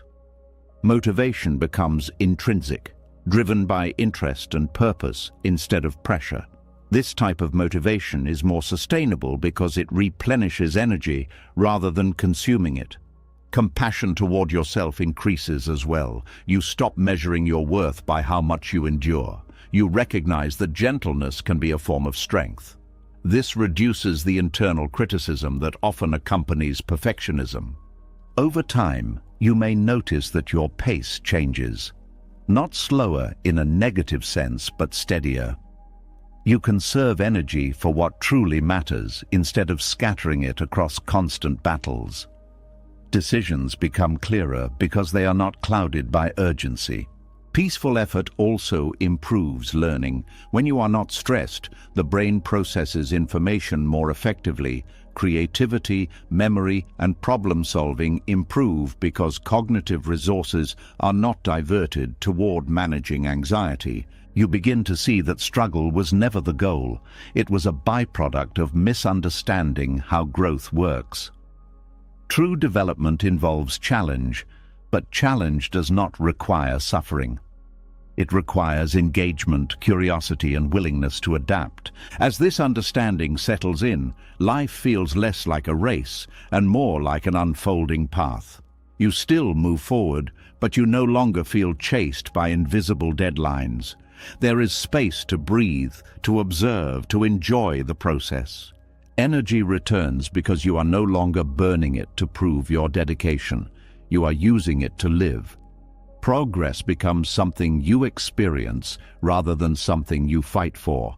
And in that shift, you discover a quieter kind of strength, the strength of moving without forcing, of growing without breaking yourself, of trusting that life does not need to be wrestled into meaning, because meaning emerges when you stop trying to conquer every step. As the need to struggle begins to loosen and you stop forcing yourself forward just to feel worthy, another layer of tension quietly reveals itself. You may notice that even without constant pressure, something inside still feels tight. Not because life is demanding more, but because certain feelings have been held back for so long that they no longer know how to move. There is a kind of exhaustion that comes from holding emotions in place, like trying to keep water from flowing downhill with your bare hands. Many people learn early that some emotions are unacceptable. Anger must be controlled, sadness must be hidden, fear must be denied, vulnerability must be masked. Over time, this creates a habit of emotional resistance. Instead of feeling what arises, the mind fights it, distracts from it, or replaces it with something more acceptable. On the surface, this looks like strength. Inside, it creates friction. Emotional friction occurs when a feeling is present but not allowed to move. The body registers the emotion, prepares to process it, but the mind interrupts the process. This interruption traps the energy of the emotion inside the system. The result is tension, restlessness, and a sense of pressure that has no clear cause. Emotions are not just thoughts. They are physical experiences involving hormones, nervous system responses, and changes in muscle tension. When you suppress an emotion, you are not eliminating it. You are interrupting a biological process that needs completion. The body holds the unfinished response, waiting for permission to release it. This is why suppressed emotions tend to intensify over time. They accumulate rather than dissipate. A small frustration ignored repeatedly can eventually erupt as disproportionate anger. Unacknowledged sadness can become numbness or depression. Fear pushed aside can turn into chronic anxiety because the body never received the signal that the threat has passed. Buddhist teachings emphasize mindful awareness of feelings without clinging or aversion. Allowing emotions to arise and pass naturally prevents them from solidifying into identity. When you fight an emotion, you give it more attention and therefore more power. When you observe it without resistance, it moves through more quickly. There is also a misconception that feeling emotions will make them stronger. In reality, avoidance prolongs them. A wave that is allowed to crest and fall dissipates faster than one repeatedly blocked. Emotional processing works similarly. Fully experiencing a feeling often shortens its lifespan because the body completes the cycle. Suppression also creates confusion because emotions carry information. Anger may signal a boundary violation. Sadness may indicate loss. Fear may highlight uncertainty. When you ignore these signals, you lose guidance that could help you respond more wisely. The emotion persists because its message has not been acknowledged. Physical symptoms often reflect this internal conflict. Headaches, stomach discomfort, muscle tightness, fatigue. The body expresses what the mind refuses to articulate. These sensations are not random. They are manifestations of unresolved emotional energy seeking release. Another effect of suppression is emotional leakage. When feelings are not processed directly, they emerge indirectly through irritability, passive aggression, withdrawal, or sudden mood shifts. You may not connect these reactions to their original cause, which makes them seem unpredictable. This unpredictability increases stress for both you and those around you. There is also a loss of emotional literacy. If you habitually push feelings away, you may struggle to identify them when they arise. Everything feels like a vague discomfort rather than a specific emotion. Without clarity, it becomes difficult to address the underlying need. Emotional suppression often stems from fear of judgment. Worry that expressing feelings will make you appear weak, unstable, or difficult. This fear leads to performance, presenting a controlled version of yourself while hiding authentic reactions. Maintaining this performance consumes energy because it requires constant monitoring. Cultural expectations reinforce this pattern. Many environments reward composure and discourage vulnerability. While emotional regulation is valuable, regulation is different from suppression. Regulation allows feelings while guiding behavior. Suppression denies the feeling altogether. There is also the belief that certain emotions are dangerous, that anger will lead to harm, sadness will never end, fear will paralyze you. These beliefs make the mind treat emotions as threats instead of experiences. The body responds by tightening further, amplifying discomfort. Mindfulness practices teach a different approach, noticing sensations associated with emotions, warmth in the chest, heaviness in the limbs, tension in the throat, naming the feeling gently without judgment. This shifts the brain from reactive mode to observational mode, reducing intensity. Breathing deeply during emotional activation helps the nervous system regulate. It signals that the body is safe enough to process rather than fight. Over time, this builds tolerance for discomfort, making it less overwhelming. Expression is another important component. Writing, speaking, crying, movement. These outlets allow emotional energy to move outward instead of remaining trapped. Expression does not need to be dramatic to be effective. Even quiet acknowledgement can initiate release. There is also healing in being witnessed. Sharing feelings with someone who listens without trying to fix or minimize them can reduce their intensity. Social connection reassures the nervous system that you are not alone, which lowers stress responses. Compassion toward yourself is essential during this process.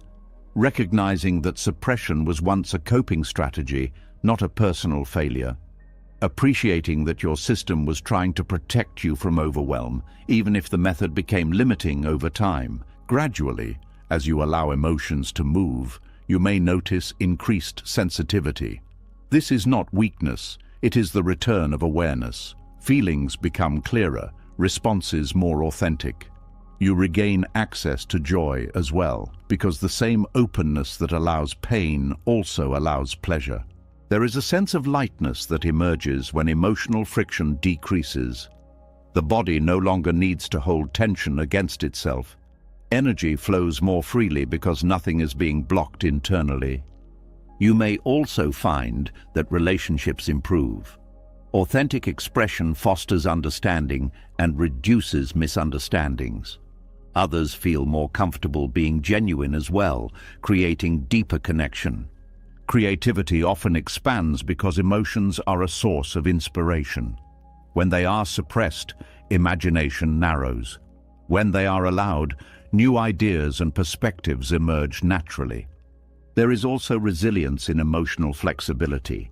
Instead of fearing feelings, you trust your ability to experience them and recover. This confidence reduces anxiety about future challenges because you know you can handle whatever arises. Over time, emotions lose their reputation as enemies. They become signals, guides, experiences that pass through rather than forces that define you.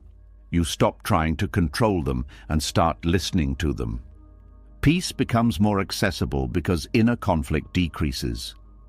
You are no longer fighting parts of yourself. The energy that was spent on resistance becomes available for presence and engagement with life. And in that openness, exhaustion softens, not because life is always easy, but because you are no longer carrying the weight of unexpressed feeling. What once felt overwhelming becomes manageable because it is allowed to move instead of being trapped inside. As you begin allowing emotions to move instead of trapping them inside, a different kind of fatigue becomes visible, one that has nothing to do with feelings themselves, but with the version of you that has been presented to the world. You may notice how tiring it is to stay on, to keep the mask steady, to make sure your reactions match what others expect rather than what you truly feel. There is a quiet strain that comes from being seen, but not fully known. Many people live with an unspoken agreement between their inner life and their outer behavior. The agreement says, "I will show only what is acceptable." This agreement may have formed in childhood, in environments where authenticity felt risky. Perhaps honesty was met with criticism, vulnerability with dismissal, individuality with pressure to conform. Over time, adapting became safer than expressing. The result is a performed self, a version of you that functions well in social spaces but does not fully represent who you are. Maintaining this version requires continuous energy because it involves monitoring words, tone, expressions, even posture. Every interaction becomes a small performance, and performances cannot relax completely while they are happening. This is why social exhaustion can occur even without conflict. You may spend time with others who are kind and supportive, yet still feel drained afterward. The fatigue comes from the effort of filtering yourself, not from the people themselves. The nervous system senses the gap between authenticity and presentation, and that gap consumes energy. Authenticity is not about revealing everything indiscriminately. It is about alignment between what you feel and what you express. When alignment is absent, tension builds. The body prepares for the possibility of being exposed, misunderstood, or rejected, which keeps it in a subtle state of alertness. Buddhist teachings emphasize non-self, the understanding that identity is fluid rather than fixed. Ironically, when you cling to a rigid persona to protect yourself, you become trapped by it. The role you created for safety becomes a cage that limits spontaneity and genuine connection. There is also fear behind this performance, fear that if people see the real you, they will withdraw approval, fear that authenticity will lead to conflict or isolation. This fear keeps the mask in place even when it is no longer necessary. The mind prioritizes belonging over truth because belonging once meant survival. Over time, performing a false self can blur your own awareness of who you are. Preferences become influenced by expectations. Opinions soften to avoid disagreement. Dreams are adjusted to fit practicality. You may start to feel disconnected from your own desires because you have been responding to external signals instead of internal ones. This disconnection leads to a sense of emptiness that is difficult to explain. Life may look stable on the outside, yet something feels missing. The missing element is the experience of being fully present as yourself without needing to edit. Authentic expression restores vitality because it removes the need for constant monitoring. When you speak honestly, your body relaxes because it no longer has to track inconsistencies. Conversations become easier because you are not calculating every response.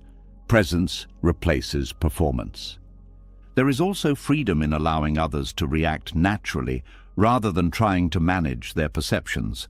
Not everyone will resonate with your authenticity, but those who do will connect more deeply. Relationships built on performance tend to remain surface level because they are based on a role rather than a person. Work environments often reinforce the pressure to perform. Professional roles require certain behaviors, which can be useful for cooperation, but limiting if they become your only mode of expression. Without spaces where you can be unfiltered, identity becomes tied solely to function rather than humanity.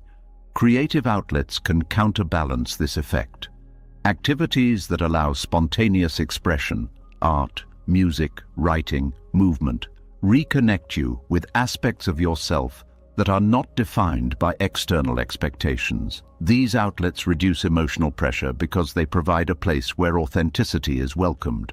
There is also the courage of small honesty, saying what you truly think in low-risk situations, expressing preferences without apology, allowing moments of vulnerability instead of defaulting to composure. These small acts gradually reduce the gap between inner and outer life. Self-acceptance plays a crucial role here. When you judge parts of yourself harshly, you are more likely to hide them from others. Acceptance does not mean approval of every behavior, but acknowledgement of your humanity, recognizing that imperfections are part of being real rather than defects to conceal. The body responds quickly to authenticity. Breathing deepens, posture becomes natural, facial muscles soften. These physical changes signal safety to the nervous system because there is no longer a need to guard against exposure.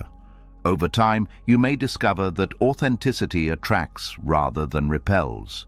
People are drawn to genuine presence because it feels safe and relatable. When one person stops performing, others often feel permission to do the same, creating more honest interactions. There is also a reduction in anxiety. Performance requires anticipation of reactions, which keeps the mind busy predicting outcomes. Authenticity removes much of this anticipation because you are focused on expression rather than approval. The fear of rejection may still appear occasionally, but it becomes manageable because your sense of worth is no longer dependent solely on others' responses. You begin to value alignment with yourself as much as acceptance from others. Living authentically also clarifies decision-making. Choices become guided by internal values rather than external pressure. This reduces regret because actions reflect who you are instead of who you felt obligated to be. Energy returns as the silent effort of performance disappears. Tasks feel lighter because you are not carrying an additional layer of self-monitoring. Even solitude becomes more comfortable because you are no longer escaping from a persona that feels foreign. There is a deeper peace in knowing that you do not have to remember which version of yourself you presented to whom. Consistency replaces fragmentation. your identity becomes coherent rather than divided into roles. Authenticity also enhances resilience. When you accept yourself, criticism loses some of its sting because it does not threaten your core identity. You can evaluate feedback without feeling attacked because you are not defending a fragile persona.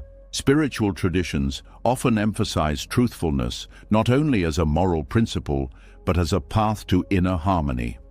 When words, thoughts, and actions align, internal conflict decreases. This harmony feels like stability, a grounded sense of being at home in yourself. As the need to perform fades, curiosity returns. You explore interests without worrying about how they will be perceived. You allow yourself to change without feeling inconsistent. Growth becomes natural rather than forced. Joy also becomes more accessible because you are not filtering experiences through a lens of image management. Laughter feels freer, affection feels warmer, silence feels comfortable instead of awkward. The exhaustion that once seemed unavoidable begins to dissolve. Not because life became easier, but because you stopped carrying the weight of pretending. The energy that was spent maintaining appearances becomes available for living fully. And in that openness, you realize something quietly powerful. Being yourself is not a risk to survive, but a relief to experience. The self you once hid is not a liability, but a source of vitality. When authenticity replaces performance, life no longer feels like a stage. It feels like a place where you can finally rest while still being seen. As the pressure to perform begins to fall away and you start living with more honesty, something else becomes easier to notice. A voice inside that is never fully satisfied, never fully at peace, always searching for something to oppose. Even when life is calm, this voice finds something to criticize, something to defend against, something to prove. It feels restless in silence, almost uncomfortable when there is nothing to fight. There is a strange tension that appears when peace arrives, but part of you doesn't trust it. This is where the ego quietly reveals its survival strategy. The ego is not evil or malicious. It is a structure built to protect identity. It forms from memories, beliefs, roles, and comparisons. Over time, it learns that conflict strengthens its sense of existence. When there is an enemy, a problem, a challenge, or a narrative of struggle, the ego feels solid. Without those things, it begins to feel uncertain, as if it might dissolve. The ego survives by creating separation. It divides the world into categories: right and wrong, success and failure, superior and inferior, us and them. These divisions provide a framework for identity. If something threatens that framework, the ego reacts defensively because its sense of self depends on maintaining those distinctions. Conflict feeds the ego because it reinforces boundaries. When you argue, defend, justify, or compare, you are affirming a position.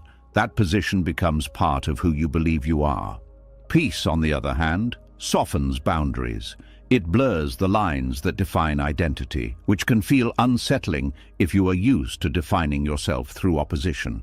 This is why some people feel energized by drama. The emotional intensity creates a sense of aliveness that calmness does not provide. Without conflict, they may feel empty or directionless because they have not learned how to exist without something to push against.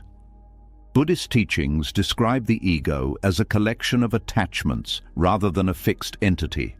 It clings to stories about who you are, what you deserve, and how life should treat you. When reality contradicts these stories, the ego interprets it as a threat rather than a neutral event. Resistance arises not because the situation is unbearable, but because it challenges the narrative. One of the ego's most powerful tools is personalization. Events are interpreted as happening to you rather than simply happening. A delayed response becomes rejection. A disagreement becomes disrespect. A setback becomes proof of inadequacy. By framing experiences this way, the ego keeps itself at the center of everything.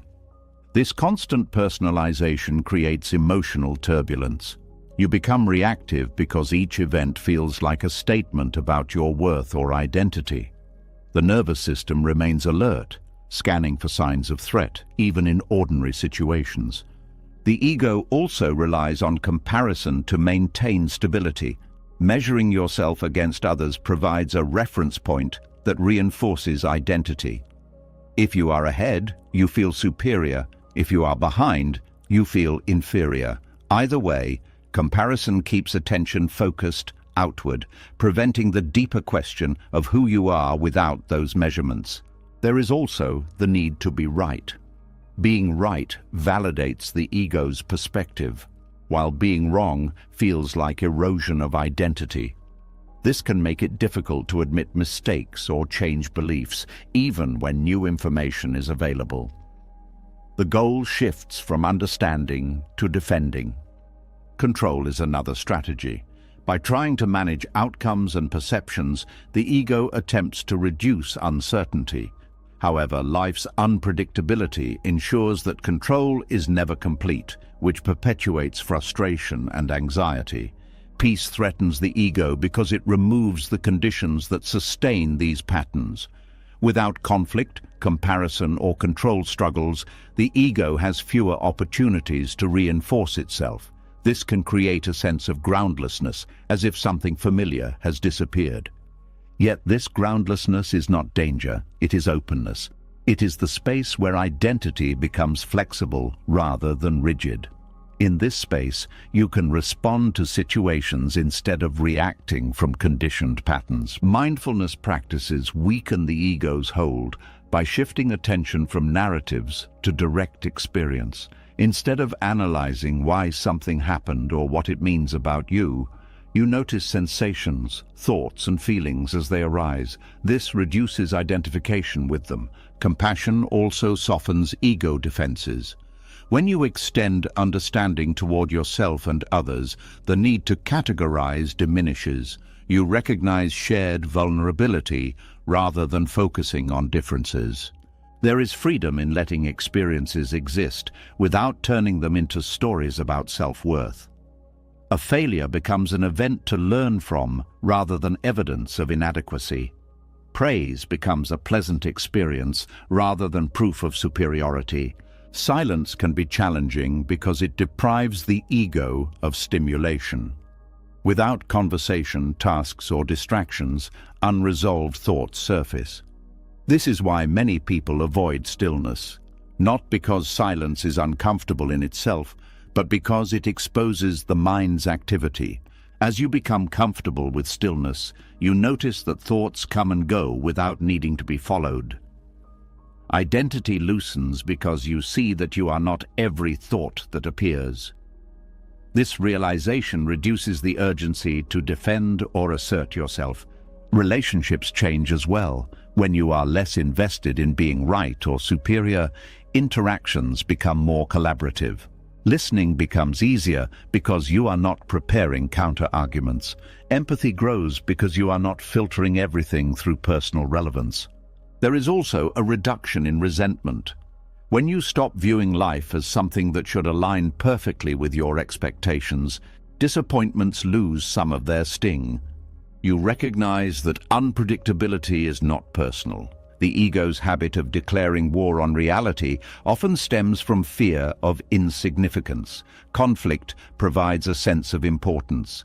Letting go of conflict can feel like fading into the background. However, true presence does not require intensity to exist. Quiet awareness is just as real as dramatic engagement. Over time, peace becomes less threatening. You begin to appreciate the stability it offers. Energy that was once spent on maintaining identity becomes available for creativity, connection, and exploration. There is also humility in recognizing that you do not need to define yourself constantly. Identity can be fluid, adapting to circumstances without losing integrity. This flexibility reduces stress because you are not forcing consistency at all costs. Acceptance does not mean passivity. You still act, express preferences, and set boundaries. The difference is that these actions come from clarity rather than defense. You are responding to the situation, not protecting an image. Gratitude naturally increases as conflict decreases. Without the noise of dissatisfaction, ordinary experiences regain their richness. Small moments become meaningful because they are no longer overshadowed by internal battles. Joy also becomes quieter but deeper. It is not dependent on victory or validation. It arises from alignment with reality rather than triumph over it. In this state, life feels less like a battlefield and more like a landscape to explore. Challenges still appear, but they are approached with curiosity instead of hostility. Problems become puzzles rather than threats. The exhaustion that once came from constant tension begins to fade. You are no longer bracing against everything that doesn't match your expectations. Muscles relax, breathing slows, attention widens, and in that openness, you realize something unexpected. The ego's war was never protecting you from reality. It was protecting itself from disappearing.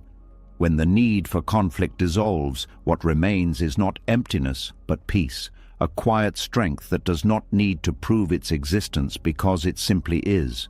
As the inner war begins to quiet and the need to fight reality loosens its grip, something even more subtle starts to reveal itself. Not the loud resistance that once defined your struggle, but the quiet friction woven into ordinary moments.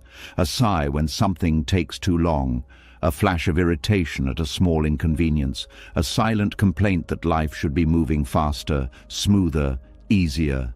These moments feel insignificant, almost too small to matter, yet they leave you strangely tired by the end of the day. There is a kind of resistance so ordinary that it becomes invisible. It lives in the tiny no whispered inside your mind throughout the day. No to the traffic, no to the noise, no to the weather, no to the slow internet, no to the person speaking too long, no to the task you didn't want to do. Each refusal is brief, but together they create a constant current of tension running beneath everything you experience. This is micro-resistance, not a dramatic rejection of reality, but a steady stream of subtle opposition to what is already happening. The body responds to each of these moments, even if you barely notice them. Muscles tighten slightly, breathing becomes shallow, the jaw hardens, shoulders lift. These changes are small, but they accumulate. By evening, you may feel drained without understanding why, because no single event seems significant enough to explain the exhaustion. Micro-resistance is powerful precisely because it is continuous. Major stressors come and go, allowing recovery afterward. Tiny irritations repeat endlessly, preventing the nervous system from fully settling. It is like background noise that never stops, making deep rest difficult even during quiet moments. Impatience is one of its most common forms. The belief that things should move at the speed you prefer creates friction whenever they do not. Waiting in line becomes a struggle instead of a neutral pause. Delays feel like personal offenses rather than natural variations in timing. This impatience keeps the mind in a state of urgency that the body experiences as stress. Complaint is another expression, not always spoken aloud, often internal. A running commentary about what is wrong, unfair, inefficient, annoying. Complaining may feel like release, but it often reinforces dissatisfaction because attention remains fixed on what is unwanted. The brain strengthens pathways associated with negativity, making irritation easier to access next time. Subtle comparison also fuels micro-resistance. Seeing someone else's situation and wishing yours were different creates a quiet rejection of your own experience. Even pleasant moments can feel insufficient if they are measured against an imagined alternative. There is also resistance to discomfort, even mild discomfort, heat, cold, hunger, boredom, fatigue. When these sensations are treated as problems rather than temporary experiences, the mind reacts with tension, Acceptance would allow them to pass more easily, but resistance prolongs awareness of them. Micro-resistance often stems from expectations, unspoken rules about how life should unfold. When reality diverges from these rules, even slightly, frustration appears. The more rigid the expectations, the more frequent the friction. Technology has amplified this pattern by reducing tolerance for delay. Instant access to information, communication, and entertainment conditions the mind to expect immediate results. When something requires patience, it feels abnormal, even though waiting has always been part of human experience. Mindfulness brings these patterns into awareness, noticing the moment irritation arises without immediately acting on it. Observing the physical sensations associated with resistance, recognizing that the discomfort comes from opposition rather than the situation itself. Breathing slowly during these moments can interrupt the cycle. It signals to the nervous system that there is no urgent threat, allowing tension to release. Over time, this practice increases tolerance for inconvenience. Gratitude shifts attention toward what is present rather than what is missing. Acknowledging simple aspects of the moment, shelter, safety, the ability to perceive, counterbalances the tendency to focus on flaws. This does not deny challenges, but broadens perspective. Humor can also dissolve micro-resistance. Seeing the absurdity in minor frustrations reduces their emotional charge. Laughter relaxes the body and interrupts repetitive thought patterns. There is freedom in accepting that not every discomfort requires correction. Some experiences can simply be allowed. The noise, the delay, the imperfection. Acceptance does not mean preference. It means choosing not to fight what cannot be changed in that moment. Slowing down intentionally counters the habit of urgency. Moving at a pace that allows awareness of surroundings rather than rushing past everything. This creates space for appreciation and reduces the pressure that fuels impatience. Nature offers lessons in patience. Seasons change gradually, not on demand. Growth occurs at its own rhythm. Observing these processes can recalibrate expectations about speed and control. Micro-resistance also affects relationships. Small irritations toward others, if unexamined, accumulate into resentment. Addressing them early through communication or perspective-taking prevents escalation. Compassion toward yourself is important as well. Recognizing that resistance often arises from fatigue or unmet needs. Instead of criticizing yourself for impatience, consider whether rest, nourishment, or emotional support is needed. Rest becomes deeper when micro-resistance decreases because the mind is not replaying minor grievances. Sleep improves as the nervous system spends more time in a relaxed state during the day. Energy returns because it is no longer spent on constant opposition. Tasks feel lighter because you are not carrying extra tension. Creativity increases because attention is not consumed by irritation. You may notice that moments previously overlooked become pleasant. The warmth of sunlight, the rhythm of walking, the sound of laughter.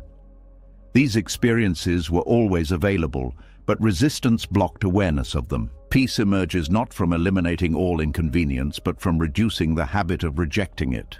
Life continues to include unpredictability and imperfection, yet it no longer feels like a series of obstacles. There is also humility in accepting that the world does not revolve around personal preference. This humility reduces entitlement and increases appreciation for what unfolds naturally. Over time, patience becomes a default rather than an effort. Waiting feels neutral instead of stressful. Minor setbacks are absorbed without disruption. The mind becomes more flexible, adapting instead of resisting. This flexibility enhances resilience. When larger challenges appear, you are less depleted because your energy has not been drained by countless small battles. You have reserves available for what truly matters. Joy becomes quieter but more frequent. not dependent on ideal conditions, but arising from presence. Satisfaction grows because you are no longer measuring each moment against an imagined better one. And in this gentle shift, you discover that exhaustion was never only about major struggles. It was also about the tiny refusals scattered throughout the day. When those refusals soften into acceptance, life does not become perfect, but it becomes lighter. The background tension fades, replaced by a steady calm that carries you forward without draining you. The energy that once leaked through subtle resistance returns as clarity, patience, and ease. What remains is not dramatic transformation, but a quiet restoration, the feeling of moving through the day without constantly pushing against it. As the small daily resistances begin to loosen and you notice how much energy was hidden inside tiny moments of tension, a deeper belief starts to surface. Even as life feels lighter, part of the mind becomes suspicious of that ease. It whispers that relaxing means giving up, that calm means you are falling behind, that acceptance is another word for surrender in the worst sense. Peace starts to feel unfamiliar, almost uncomfortable, as if something important is being neglected. This reaction does not come from weakness, it comes from conditioning. For many people, effort and struggle were praised while stillness was questioned. You were taught that success requires constant pushing, that rest must be earned, that satisfaction should always be temporary, so you keep striving. Over time, this training shaped the way your mind interprets calmness. Instead of seeing it as balance, it sees it as danger. Acceptance feels like failure to the conditioned mind because it confuses acceptance with resignation. Resignation is passive and hopeless, a belief that nothing can change. Acceptance is clear and grounded, an acknowledgement of reality as it is right now. These are completely different states, yet the mind often blends them together because both involve stopping resistance. The conditioned mind is built on comparison and competition. It evaluates worth based on achievement, status, and progress. When you stop pushing for more, it assumes you are losing ground. This creates anxiety whenever you slow down, even if slowing down is what your body and emotions need. There is also fear that acceptance will erase ambition, that if you become content, you will stop growing. This belief ignores the fact that growth fueled by anxiety is unstable, while growth supported by clarity is sustainable. When you accept your current situation, you are not locking yourself in place. You are removing the distortion created by resistance so you can see your options more clearly. Peace challenges identity as well. If you have defined yourself as someone who overcomes obstacles through relentless effort, letting go of struggle can feel like losing part of who you are. The ego wonders who you will be without the story of constant striving. Many cultures reinforce the idea that busyness equals value. Being calm can be misinterpreted as laziness. People who move slowly or speak gently may be seen as lacking drive, even when they are deeply engaged with life. This social pressure makes acceptance feel risky because it might invite judgment. Buddhist teachings emphasize that acceptance is the foundation of wise action. When you stop denying reality, you can respond to it effectively. Denial wastes energy because it keeps you focused on how things should be rather than how they are. Acceptance redirects that energy toward meaningful change. Acceptance also restores choice. When you resist, reactions become automatic because you are operating from tension. When you accept, you create space between stimulus and response. In that space, you can decide what truly matters instead of reacting from habit. There is a paradox here.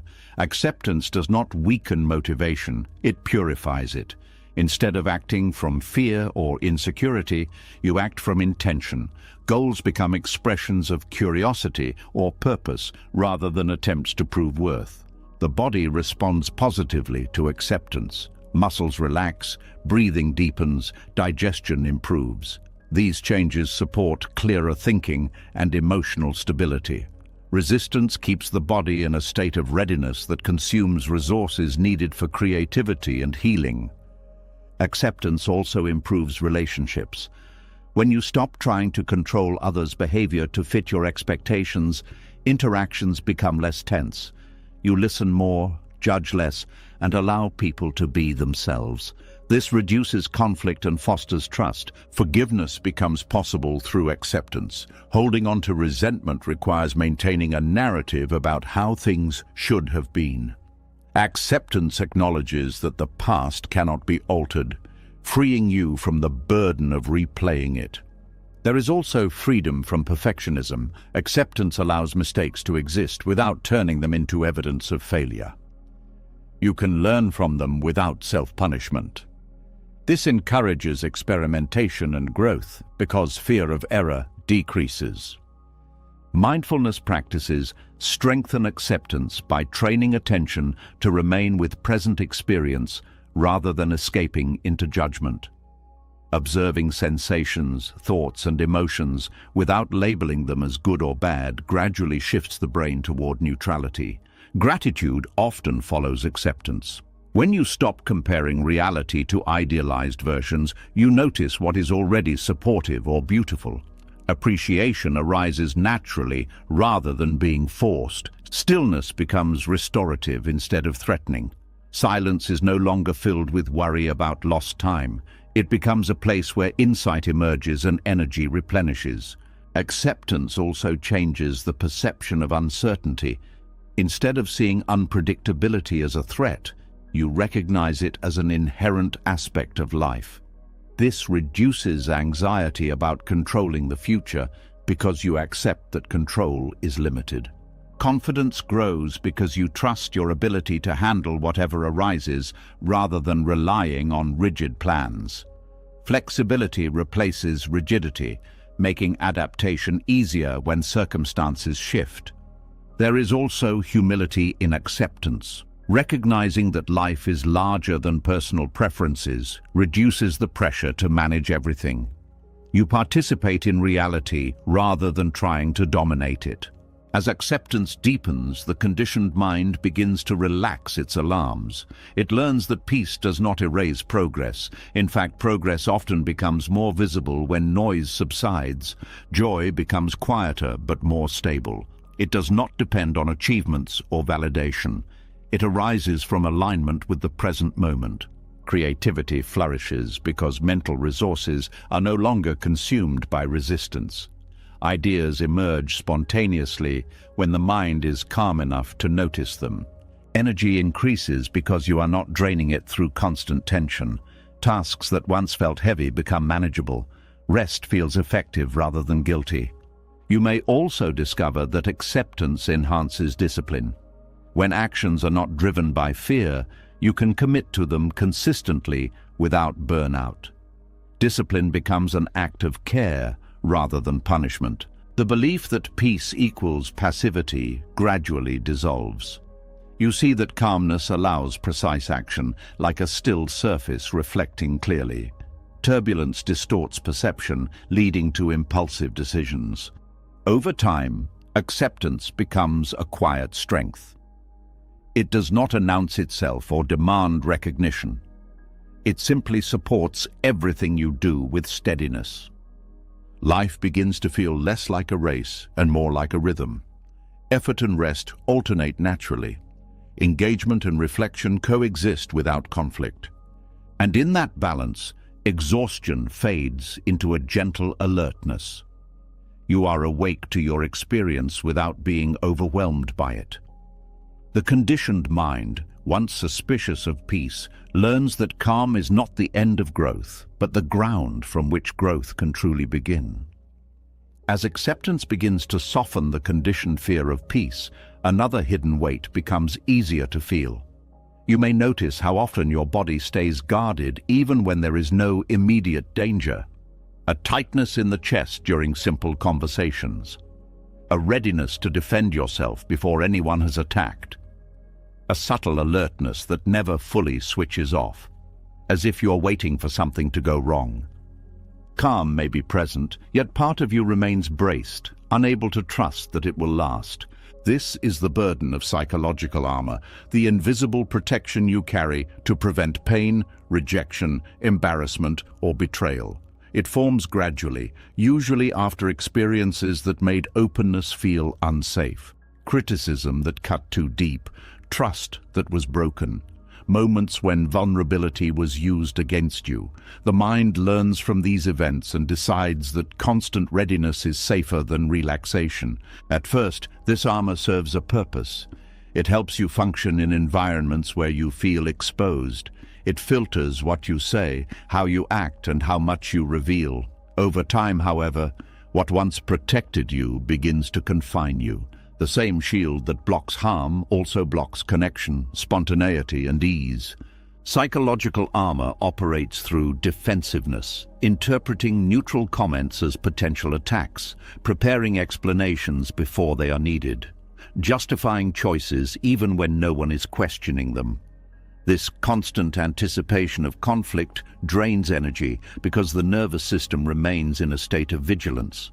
The body mirrors this state. Shoulders lift slightly, breathing becomes shallow, the jaw stays tense. These physical patterns may feel normal because they have been present for so long, but they consume energy continuously. Muscles that never fully relax require more effort to maintain. Defensiveness also affects perception. When you expect threat, you are more likely to notice signs that confirm that expectation. A distracted expression becomes disapproval. Silence becomes judgment. Delayed responses become rejection. This bias reinforces the belief that armor is necessary, even when the environment is relatively safe. Buddhist teachings highlight the concept of suffering created by clinging. In this case, clinging to protection. Holding tightly to the idea that you must always guard yourself prevents you from experiencing the freedom of openness. It keeps you oriented toward past pain rather than present reality. Psychological armor often includes emotional distance, keeping conversations surface level, avoiding topics that feel personal, maintaining a controlled demeanor. While this reduces the risk of exposure, it also limits intimacy. Others may sense the barrier without understanding its origin, leading to misunderstandings or feelings of disconnect. Trust becomes difficult because armor assumes danger. Even positive experiences may be questioned, analyzed for hidden motives. This skepticism protects against disappointment but prevents genuine reassurance from taking root. Carrying armor also interferes with self-awareness. When you focus on monitoring external threats, you have less attention available for internal experience. Emotions may be suppressed or ignored because acknowledging them would require lowering defenses. There is also the exhaustion of constant self-control, monitoring tone, facial expressions, and reactions to avoid appearing weak. This performance resembles the false self discussed earlier, but is driven specifically by fear of harm rather than desire for approval. Healing begins with recognizing that not all situations require the same level of protection. Distinguishing between past and present reduces automatic reactions. Asking whether the current environment truly resembles the one that created the armor can interrupt habitual defensiveness. Mindfulness helps by bringing attention to physical sensations associated with guarding. Noticing tightness, shallow breathing, or restlessness without immediately trying to change them. Awareness itself can initiate relaxation because it shifts the brain from threat detection to observation. Gradual exposure to vulnerability rebuilds tolerance. Sharing small truths with trusted individuals, allowing moments of uncertainty without rushing to defend, accepting support when offered. These experiences teach the nervous system that openness does not always lead to pain.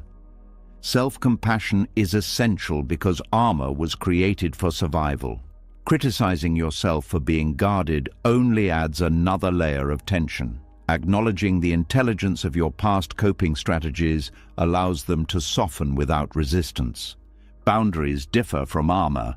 Boundaries are flexible and intentional, adjusted according to context. Armor is rigid and automatic, applied everywhere, regardless of necessity. Learning this distinction allows you to protect yourself without isolating yourself. Rest becomes deeper when armor loosens. Sleep improves because the body is not preparing for imaginary threats. Energy returns because resources are no longer spent on constant vigilance. Creativity expands as well. Openness allows new ideas and perspectives to enter without being filtered through suspicion. Curiosity replaces defensiveness, making learning more enjoyable. Relationships benefit from reduced guarding. Conversations become more relaxed. Misunderstandings decrease. Affection feels natural rather than risky. Others respond to openness with openness, creating mutual safety. There is also relief in not having to maintain a perfect image. Admitting uncertainty or mistakes no longer feels dangerous. Humility becomes comfortable because identity is not tied to invulnerability. Forgiveness toward yourself and others becomes possible because armor often includes resentment as reinforcement. Letting go of past grievances removes some of the justification for staying guarded. Physical relaxation follows emotional relaxation. Posture softens, breathing deepens, movement becomes fluid. These changes signal to the brain that conditions are safe, creating a feedback loop that reinforces calmness. Silence feels different without armor. Instead of scanning for danger, you experience stillness as rest. Solitude becomes nourishing rather than lonely. Confidence shifts from defensive to grounded. Instead of proving strength through toughness, you feel strong through stability. You know you can handle discomfort without needing to preempt it. There is also a sense of spaciousness. Without constant tension, awareness widens. You notice details previously overlooked, colors, sounds, subtle expressions. Presence becomes richer. Life feels less like a battlefield and more like a place where connection is possible. Challenges still arise, but they are approached with clarity rather than fear. Over time, armor transforms into wisdom. You retain the ability to protect yourself when necessary, but you no longer assume danger by default. Protection becomes a tool rather than a prison. Exhaustion fades because you are no longer carrying the weight of constant readiness. The energy that once sustained vigilance becomes available for engagement, creativity, and joy. And in that quiet release, you discover that safety was never only about defending yourself. It was also about allowing yourself to live without expecting harm at every turn. When the armor loosens, life touches you more directly, not as a threat, but as an experience you are finally free to feel without bracing against it. As the armor begins to loosen and you realize how much energy was spent bracing against life, another tension quietly comes into view. The effort to hold things still in a world that never stops moving. Even when you feel safer and more open, there can be a deep unease when something changes, fades, or ends. A relationship shifts, a phase of life closes, a familiar routine disappears. Part of you wants to pause time, to freeze what feels comfortable so you don't have to face the uncertainty of what comes next. There is a quiet grief in watching something you love transform into something you don't recognize. This is the resistance to impermanence, the attempt to keep life from flowing as it naturally does. Impermanence is not only about loss, it is about constant change. Seasons turning, bodies aging, emotions rising and falling, circumstances evolving. Nothing remains fixed, yet the mind often insists that stability should be permanent. Clinging forms when you try to secure what was never meant to stay unchanged. It can be attachment to people, roles, identities, achievements, or even suffering. The mind holds tightly because it equates familiarity with safety. Change feels like a threat because it removes the reference points that made life predictable. Buddhist teachings place impermanence at the center of understanding suffering. The pain does not come from change itself, but from resisting it. When you demand permanence from what is inherently temporary, you create tension between expectation and reality. This tension manifests as anxiety, grief, or anger. Clinging also narrows perception. You focus on preserving what is slipping away instead of noticing what is emerging. Opportunities remain unseen because attention is fixed on what is ending. Life continues to unfold, but resistance keeps you anchored to the past. There is also fear of identity loss. If you have defined yourself by a role or achievement, change can feel like erasure. Retirement, relocation, the end of a relationship, or shifts in health challenge the story you tell about who you are. Without that story, you may feel disoriented, unsure of how to navigate the new landscape. Impermanence affects not only major life events but everyday experiences. A pleasant moment ends, a conversation concludes, a meal is finished. The mind may grasp at these experiences, wishing they could last longer, which diminishes enjoyment while they are happening. Acceptance of impermanence allows appreciation without desperation. When you know something will pass, you become more present with it instead of taking it for granted. Awareness of transience sharpens attention, making experiences vivid. Grief becomes healthier when impermanence is acknowledged. Instead of resisting the reality of loss, you allow sadness to move through naturally. This does not eliminate pain, but it prevents it from turning into bitterness or denial. Nature reflects impermanence constantly. Leaves fall, tides shift, weather changes. Observing these cycles can normalize transformation rather than treating it as abnormal. You see that renewal follows decay, growth follows dormancy. Mindfulness practices train the mind to observe change moment by moment. Sensations in the body shift, sounds appear and fade, thoughts arise and dissolve. This direct experience reduces attachment to any single state, because you witness its instability. There is also freedom in letting go of control over timing. Many people suffer not only because things change, but because they change sooner or later than expected. Releasing rigid timelines reduces frustration. Impermanence also softens conflict. When you realize that moods, opinions, and circumstances evolve, disagreements lose some intensity. You understand that what feels permanent today may look different tomorrow.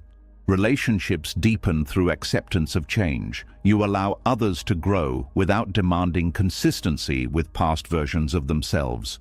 This creates space for authenticity rather than forcing them into outdated roles. Clinging to pain can be as strong as clinging to pleasure. Familiar suffering may feel safer than unknown relief because it is predictable. Letting go requires trusting that life can hold you even without the patterns you know. Resisting impermanence often leads to hoarding, not only objects, but memories and expectations. You try to preserve evidence of what once was, hoping it will anchor you. Yet this accumulation can become a burden, reminding you of what has changed instead of helping you move forward.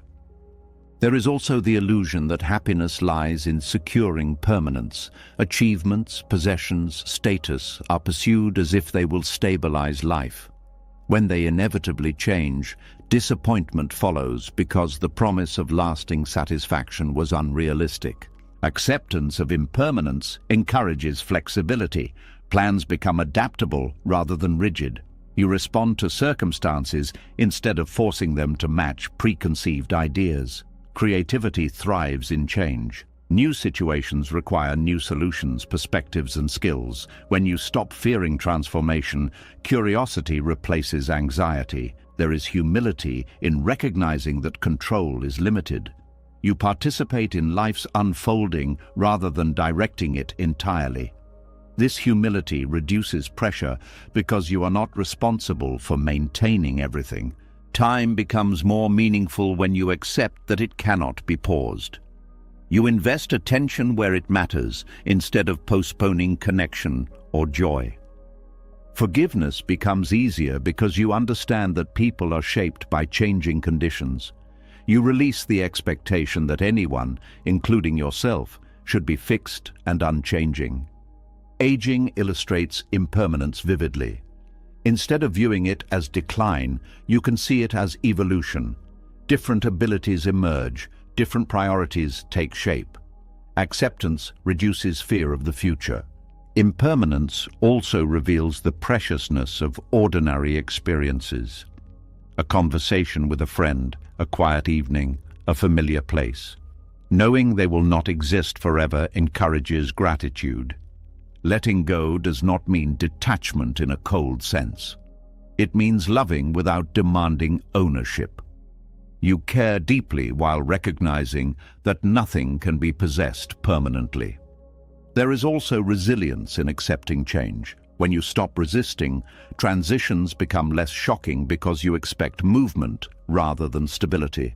Peace emerges from flowing with life instead of bracing against it. You adapt like water, finding paths around obstacles rather than trying to remove them entirely. Energy returns because you are not spending it on holding things in place. The effort of clinging is replaced by the ease of movement. You may notice a sense of lightness, as if a weight has been lifted. Without the need to secure permanence, experiences can come and go without leaving residue. Life begins to feel like a series of waves rather than a fixed landscape. You ride them instead of trying to stop them, trusting that balance is possible even as conditions shift. And in that surrender to movement, you discover that impermanence was never the enemy. It was the force that makes renewal possible, the reason growth exists, the reason new connections and opportunities appear. When you stop fighting the natural flow, exhaustion gives way to a quiet vitality, the feeling of being carried by life rather than dragging against it. As you begin to flow more gently with change and stop gripping life so tightly, another hidden drain starts to surface. Not in the outer world, but in the quiet theater of the mind. Even when nothing is happening, conversations replay, words you wish you had said, responses you plan for situations that may never occur, scenes of conflict that feel real enough to raise your heartbeat, even though you are alone in a silent room. It is exhausting to fight battles that only exist in thought. The mind often rehearses arguments as a way of protecting itself. It tries to prepare for possible confrontations by simulating them in advance. At first, this seems useful, even responsible. Preparation feels like control, but these mental rehearsals rarely end in resolution. Instead, they loop, repeating the same lines with slight variations, each time reinforcing tension rather than releasing it. Imaginary arguments trigger real physiological responses. The body does not distinguish clearly between an actual confrontation and a vividly imagined one. Stress hormones increase, muscles tighten, breathing changes. You may feel restless or fatigued afterward without understanding that your body just went through a simulated conflict. These rehearsals often arise from unresolved emotions, anger that was never expressed, hurt that was never acknowledged, fear of being misunderstood. The mind tries to complete unfinished conversations internally because there was no safe space to complete them externally. There is also the desire to be understood. Imaginary arguments allow you to say everything you wish the other person could hear. In these mental dialogues, you finally explain yourself perfectly. You win the exchange, you feel validated. But when the scenario ends, reality remains unchanged, and the cycle begins again. Perfectionism fuels this pattern. The need to have the right response for every situation creates pressure to anticipate criticism.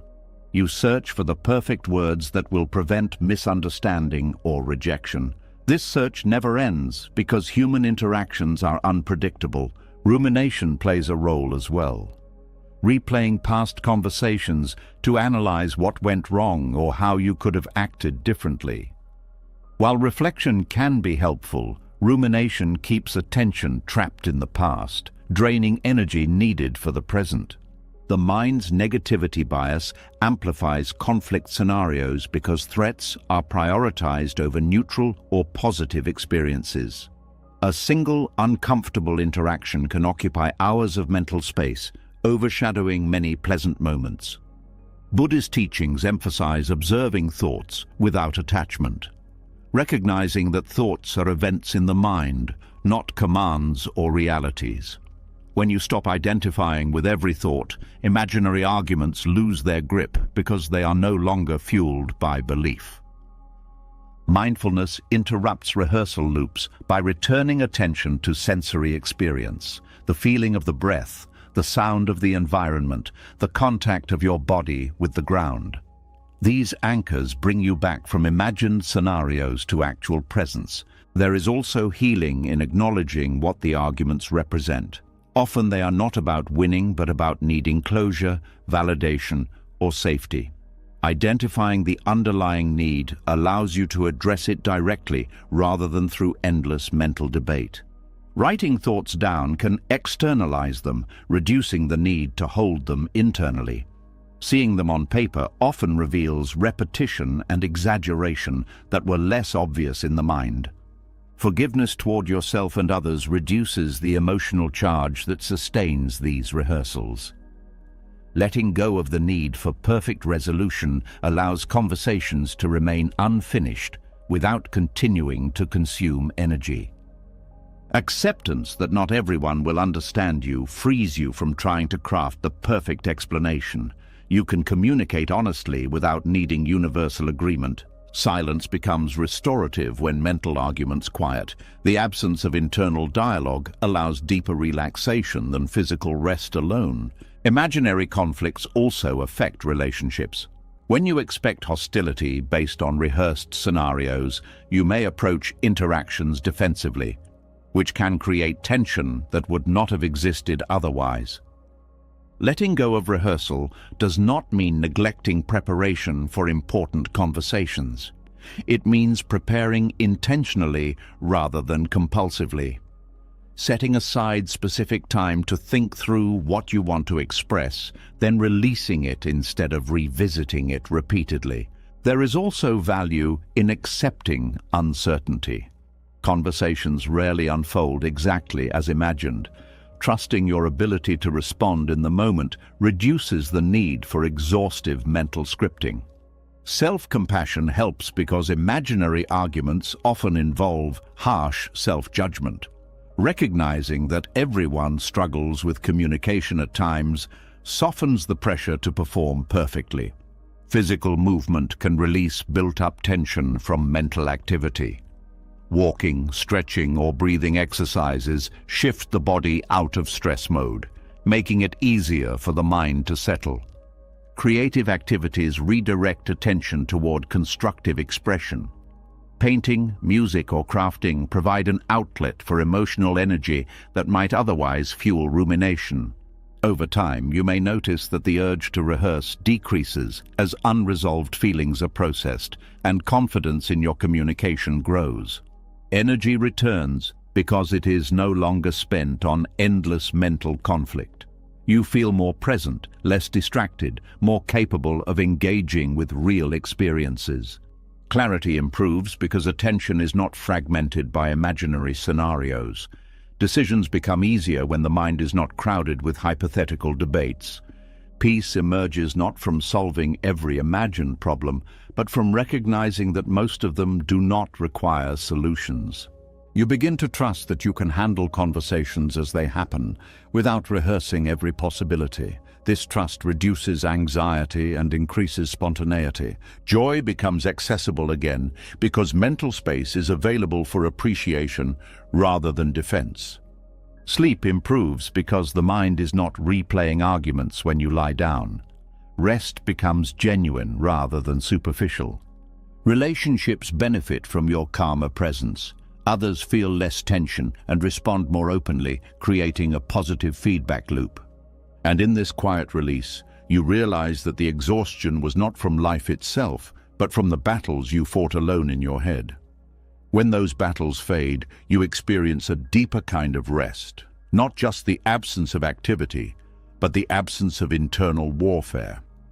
A calm awareness that allows you to live without constantly preparing for a conflict that may never come. As the noise of imaginary conflicts begins to fade and your mind stops rehearsing battles that never happen, a quieter discomfort may still remain. A feeling that your life is somehow not enough, even when nothing is actively wrong. You may notice it while scrolling through other people's achievements, hearing about someone else's success, or remembering the path you thought you would be on by now. It is not loud like anger or fear. It is subtle, persistent, and deeply tiring. There is a heaviness that comes from measuring your life against a story that was never yours. Comparison often appears harmless because it is normalized. From an early age, you are taught to evaluate yourself through grades, rankings, performance, and social approval. This conditioning turns comparison into an automatic habit. The mind scans for where you stand relative to others, as if your worth depends on your position in an invisible hierarchy. Yet comparison is not just a judgment of yourself, it is a rejection of your current reality. When you focus on someone else's path as the standard, you implicitly declare your own path insufficient. This creates tension because life continues unfolding in its own way, while the mind insists it should look different. Buddhist teachings emphasize that suffering arises from craving and aversion. Comparison contains both. Craving for what another person has and aversion toward what you currently experience. This dual tension keeps the mind restless, unable to settle into contentment. Comparison also distorts perception. You see fragments of others' lives, highlights, outcomes, visible successes, without the context of their struggles, timing, or sacrifices. Meanwhile, you see your own life in full detail, including uncertainty and doubt. This imbalance makes others appear complete and yourself incomplete. The mind uses comparison to avoid confronting its own path. If someone else seems to have a better life, it is easier to focus on their story than to engage with the complexity of your own. This avoidance prevents growth because energy is directed outward rather than inward. There is also the illusion of a single correct timeline, the belief that by a certain age or stage, specific milestones should be achieved. When reality diverges from this imagined schedule, comparison intensifies. You feel late, behind, or lost, even though life does not operate on uniform timing. Identity becomes fragile under constant comparison. If your sense of self depends on outperforming others, any success they experience can feel like a threat. This creates subtle hostility or insecurity that undermines genuine connection. Comparison affects motivation as well. It can push you toward goals that are not aligned with your values simply because they are admired. You may pursue recognition instead of fulfillment, only to discover that external validation does not resolve internal dissatisfaction. Gratitude diminishes because attention is fixed on what is missing rather than what is present. Achievements feel temporary because they are immediately measured against someone else's accomplishments. Buddhist teachings encourage recognizing the uniqueness of each path. Conditions, opportunities, and circumstances differ for every individual. Expecting identical outcomes ignores this complexity. Acceptance of your specific conditions allows you to work with them rather than against them. Mindfulness interrupts comparison by returning focus to direct experience. Noticing what you are doing, feeling, and perceiving right now instead of evaluating it against an external reference. Presence reduces the mental space where comparison thrives. Self-compassion counters the harshness that often accompanies comparison. Acknowledging that struggle and uncertainty are universal experiences softens self-judgment. You are not failing at life, you are participating in it. Comparison also isolates you from your own intuition. When you constantly look outward for guidance, you lose contact with internal signals about what feels meaningful. Reconnecting with these signals restores direction. Relationships improve when comparison decreases. Instead of viewing others as benchmarks, you see them as companions with their own journeys. This shift fosters empathy and collaboration rather than competition. Creativity flourishes when you stop measuring originality against existing models. You allow ideas to emerge from your perspective rather than trying to replicate someone else's success. There is also relief in accepting that you cannot live multiple lives simultaneously. Choosing one direction means releasing others. Comparison keeps those unchosen possibilities alive as sources of regret, instead of honoring the reality of your decisions. Letting go of comparison does not mean ignoring inspiration. You can appreciate others' achievements without turning them into judgments about yourself. Inspiration motivates without diminishing your own path. Time feels different without constant evaluation. You become less preoccupied with how long something takes and more engaged with the process itself. Patience increases because you trust that progress unfolds uniquely. Confidence grows from alignment rather than superiority. Knowing that you are moving according to your values provides stability that external rankings cannot offer. Peace emerges as acceptance deepens. You stop fighting the fact that your life looks different from someone else's. Differences become neutral rather than threatening. Energy returns because it is no longer spent on maintaining an internal scoreboard. You engage more fully with your activities because you are not simultaneously monitoring others' progress.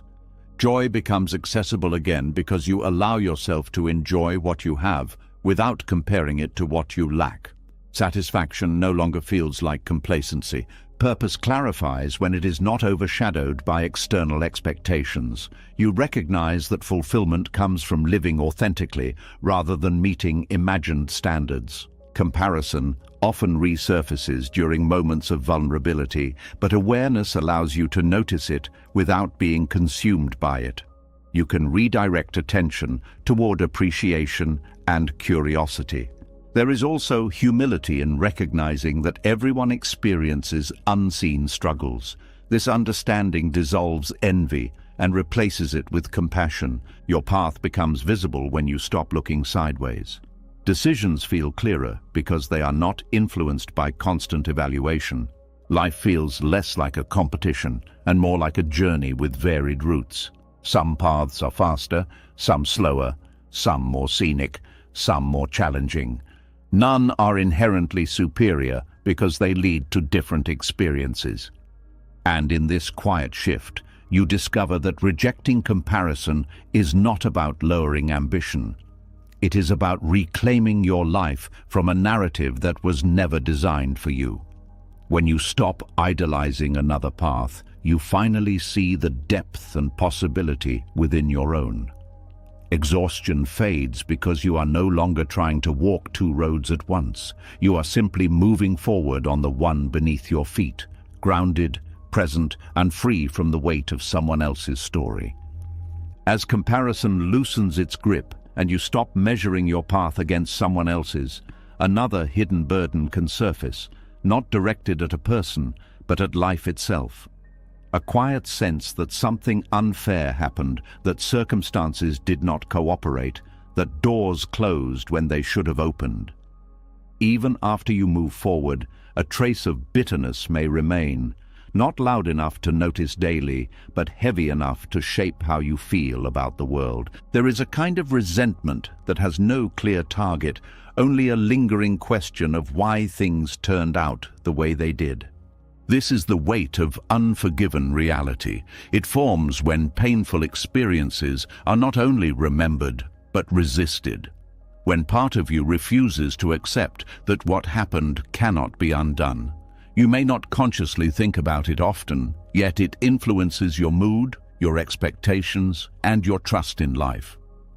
Grudges are usually associated with people, but sometimes the resentment is broader, toward time for moving too fast, toward missed opportunities, toward circumstances that limited your choices, toward illness, loss, or endings that arrived without warning.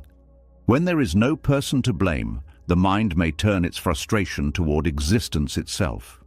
This kind of resentment creates a subtle hostility toward the present. If life once disappointed you deeply, you may expect it to do so again. Even positive moments are approached cautiously, as if joy might be withdrawn at any moment. The past casts a shadow that colors future experiences. Buddhist teachings emphasize that suffering often comes from attachment to how things should have been. When you replay alternate versions of events, you reinforce dissatisfaction with what actually occurred. This keeps emotional wounds active long after the situation has ended. Unforgiven reality also distorts perception of fairness.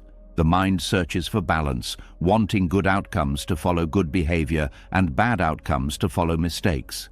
When life violates this expectation, it feels unjust. Accepting randomness or complexity can be difficult because it challenges the belief that everything happens for a clear reason. Holding resentment toward life drains energy because it keeps attention anchored in the past. You may continue to carry emotional weight from situations that no longer exist. The body responds as if the experience is still ongoing, maintaining tension and vigilance. There is also grief hidden beneath resentment. Anger often protects against the vulnerability of sadness. Acknowledging loss requires facing the depth of what mattered, which can feel overwhelming. Resentment creates distance from that pain, but prevents healing. Forgiveness in this context is not about condoning what happened. It is about releasing the expectation that reality should have followed a different script. It allows you to stop arguing with events that cannot be changed. Acceptance of reality restores connection to the present. When you stop comparing now to what might have been, you notice what is actually available. Possibilities that were invisible under the weight of regret begin to appear. Self-forgiveness is often part of this process. You may blame yourself for decisions made with limited knowledge or under pressure. Recognizing that you acted according to what you understood at the time softens this blame. Compassion toward your past self creates continuity instead of conflict. You see your life as a series of adaptations rather than a chain of mistakes. This perspective reduces shame and increases understanding. Letting go of resentment also improves physical health. Chronic bitterness keeps stress responses active, affecting sleep, digestion, and immunity. Emotional release allows the body to return to balance. Relationships benefit because unresolved resentment can spill into interactions with others. You may become guarded, skeptical, or distant without realizing why. Healing past wounds opens space for trust. There is also freedom in accepting that not all questions will have satisfying answers. Some experiences remain ambiguous or unfair. Peace does not require full understanding. It requires willingness to live without certainty. Mindfulness practices help by grounding attention in immediate sensations rather than narratives about the past. Observing breath, movement, and sound anchors you in the present, reducing the pull of unresolved memories. Gratitude gradually counterbalances resentment. Acknowledging what is supportive in your life does not erase pain, but expands perspective. You see that life contains both difficulty and generosity. Purpose can emerge from past hardship. Experiences that once felt meaningless may later shape empathy, resilience, or insight. This reframing transforms resentment into a source of strength. Impermanence plays a role here as well. Recognizing that even painful memories change over time reduces their intensity. Emotional reactions soften as distance increases, making forgiveness possible. Letting go of grudges against reality does not mean forgetting. It means remembering without reliving. You carry lessons instead of wounds. There is also humility in acknowledging that life's complexity exceeds personal expectations. You participate in a larger unfolding that cannot be fully predicted or controlled. Peace grows when you stop demanding that the past justify itself. You allow it to exist as part of your story without dominating it. Energy returns because you are no longer maintaining resistance to what has already happened. The mind becomes quieter, less preoccupied with revisiting old scenarios.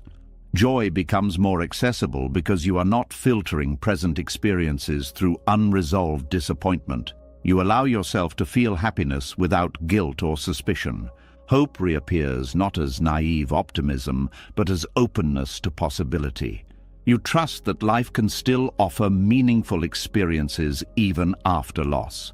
Resilience strengthens because you recognize your capacity to endure and adapt. Past pain becomes evidence of survival rather than proof of fragility. The future feels less threatening when you release the belief that it must compensate for the past. You approach it with curiosity instead of expectation. And in this gentle release, you discover that forgiveness of reality is not a single decision, but an ongoing practice. Each time you choose presence over resentment, you lighten the load you carry. The exhaustion that once came from holding on to what cannot change begins to dissolve. What remains is a quiet steadiness, the ability to live fully in the moment without dragging the weight of yesterday behind you. As the weight of unforgiven reality begins to lift and you stop carrying the past like a hidden burden, another pattern becomes easier to recognize: the constant urge to stay occupied. Even when nothing urgent needs attention, the mind searches for tasks, distractions, noise, anything to avoid the stillness that follows when resentment fades. You may find yourself filling empty moments automatically, not because you want to, but because silence feels unfamiliar. There is a restlessness that appears the moment life slows down, as if stopping would expose something you are not ready to face. Busyness often looks productive on the surface. It can bring achievements, recognition, and a sense of control. But beneath that activity, there may be avoidance.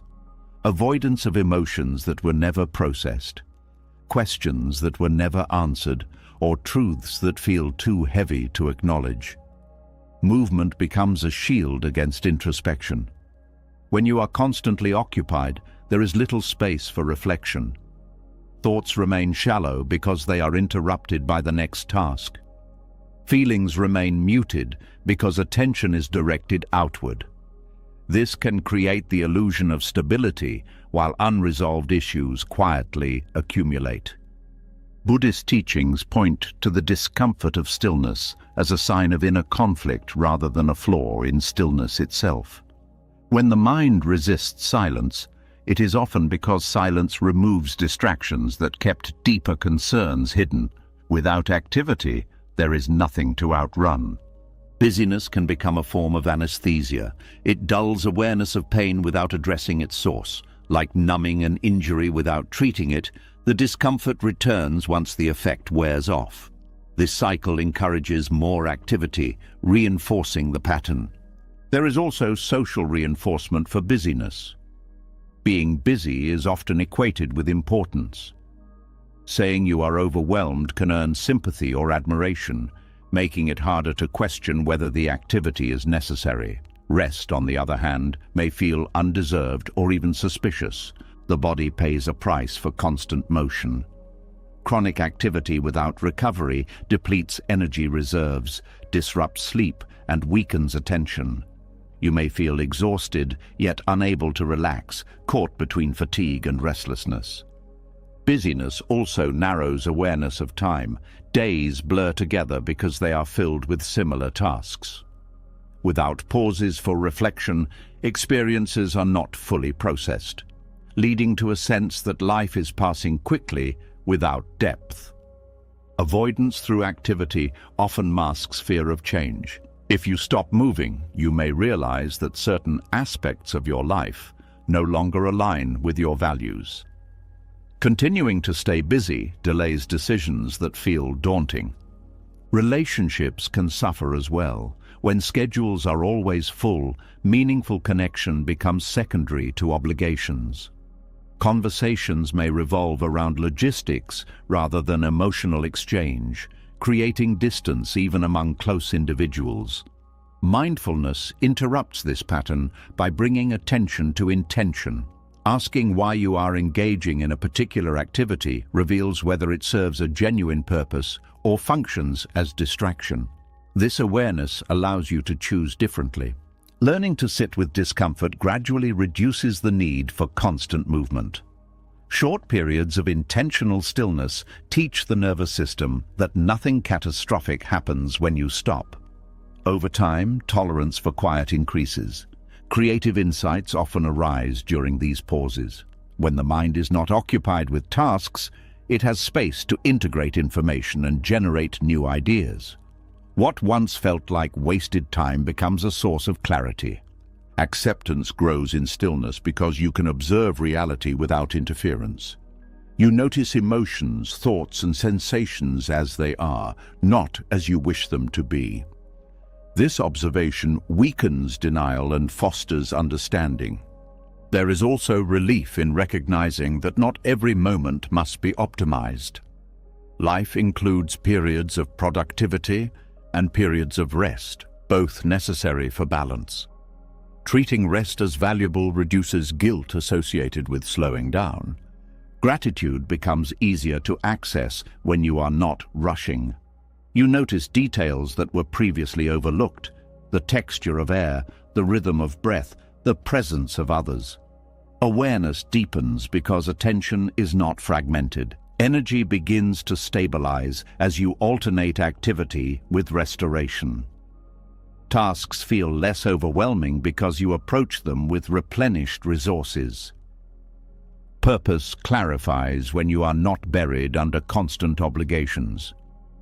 You can distinguish between what truly matters and what was pursued out of habit or expectation. There is courage in facing uncomfortable truths that surface during quiet moments. Acknowledging dissatisfaction, grief, or uncertainty allows healing to begin. Avoidance prolongs suffering, while acceptance opens the possibility of change. Busyness often fades naturally as acceptance increases. You no longer need to distract yourself from reality because reality feels less threatening. Activity becomes intentional rather than compulsive. Joy returns in simple experiences. Without the pressure to achieve constantly, you can appreciate being rather than doing.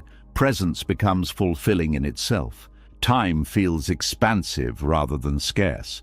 Moments are experienced fully instead of rushed through, creating a sense of richness even in ordinary days. Relationships deepen because you are available emotionally, not just physically. Listening becomes attentive, conversations become meaningful, connection becomes nourishing. Confidence grows from knowing you can face yourself without escape. This confidence is quieter than achievement-based confidence, but more stable because it is not dependent on external validation. Peace emerges as a natural state when avoidance subsides. You are no longer running from your own experience. Life feels less like a race and more like a rhythm you can move with. And in that stillness, you discover that activity was never the solution to discomfort. It was a temporary diversion from what needed attention. When you allow space for acceptance, exhaustion softens into calm awareness. You realize that doing less can sometimes reveal more clarity, more connection, more life. As the need to stay constantly busy begins to loosen and you allow moments of stillness without rushing to fill them, something quieter becomes noticeable.